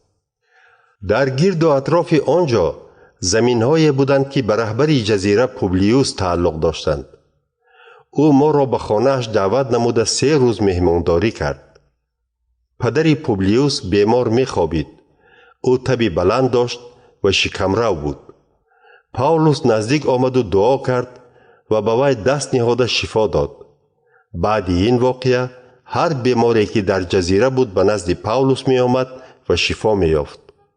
آنها ما را خیلی عزت و احترام می نمودند و هنگام رفتنمان با همه چیزهای ضروری تأمین کردند. در جزیره ملیته 3 ماه مانده بعد در کشتی شهر اسکندریه که زمستان در آن جزیره بود به بحر برآمدیم. آن کشتی خدایان دوگانیک نام داشت. سپس به شهر سیراکوز رسیده در آنجا 3 روز ماندیم. از آنجا برآمده به شهر ریگیون رسیدیم. بعد 1 روز باد جنوبی وزید و روز دیگر ما الکی در شهر پوتیولی بودیم. در شهر ایمانداران را یافتیم و چون خواهش کردند 7 روز با آنها ماندیم. سپس راهمان را به سوی روم دوام دادیم. ایمانداران رومی درباره ما شنیده به پیشوازمان تا بازار آپیوس و 3 مهمانخانه آمدند. پاولوس آنها را دیده خدا را شکرگزاری نمود و روح بلند شد. وقتی که به روم داخل شدیم به پاولوس اجازت داده شد که در خانه علاهیده زندگی کند و سرباز او را پاسبانی میکرد. بعد 3 روز پاولوس راهبران یهودی آنجا را دعوت نمود و چون جمع شدند گفت برادران، من نه به خلقمان ضدیت کرده ام و نه به رسم و آیین پدرانمان، اما در اورشلیم مرا دستگیر نموده به دست رومیان سپردند. رومیان کاری مرا دیده برآمده می‌خواستند آزاد کنند، چون که من کاری نکردم که سزاوار مرگ باشد. اما یهودیان به این ضد برآمدند و من مجبور شدم که داوری شاهنشاه روم را طلب نمایم. البته نه برای آنکه از خلقم شکایت کنم، برای همین شما را دعوت نمودم تا که شما را دیده گویم که به خاطر مسیح که امید اسرائیل است با این زنجیر بسته شدم. آنها در جواب گفتند از سرزمین یهودیه درباره تو یگان نامه نگرفته ایم و برادرانی که از آنجا می آیند درباره تو هیچ خبر نآوردند و چیزی بده نگفتند. اما از دهان خودت شنیدنی هستیم که درباره آن مذهب دینی چی فکر داری؟ زیرا می دانیم که در همه جا بر ضد آن گپ می زنند. سپس برای باخوری یک روز تعیین کردند. آن روز در خانه پاولوس مردمی خیلی زیاد جمع آمد و او از سحر تا بگاه با آنها درباره پادشاهی خدا نقل کرد. او از شریعت موسی و گفته های پیغمبران درباره عیسی دلیل ها آورده آنها را باور می کنند. با سخنانش بعضی آدمان ایمان آوردند، ولی نه همه. یهودیان با هم ناراضی بودند و پاولوس پیش از رفتنشان علاوه نموده گفت روح القدس به واسطه پیغمبر اشعیا به پدران شما درست گفته است که به پیش این خلق رفته چنین گوی با گوشهایتان می شنوید لیکن نمی فهمید، با چشمانتان می بینید اما درک نمی کنید، زیرا ذهن شما کند و گوشهایتان وزنین شده است و چشمانتان را پوشیده اید. وگرنه با چشمانتان دیده، با گوشهایتان شنیده و با عقلتان درک کرده می توانستید و به من روی می آوردید و من شما را شفا می دادم. بنابراین بدانید که نجات خدا به غیر یهودیان فرستاده شده است و آنها گوش خواهند کرد. همین طور پاولوس 2 سال پره در خانه‌ای که اجاره گرفته بود زندگی کرده هر آدمی به پیشش می آمده را قبول می کرد. او با آنها درباره پادشاهی خدا گپ می زد و با تمام دلیری درباره خداوند عیسی مسیح به ملال تعلیم می داد.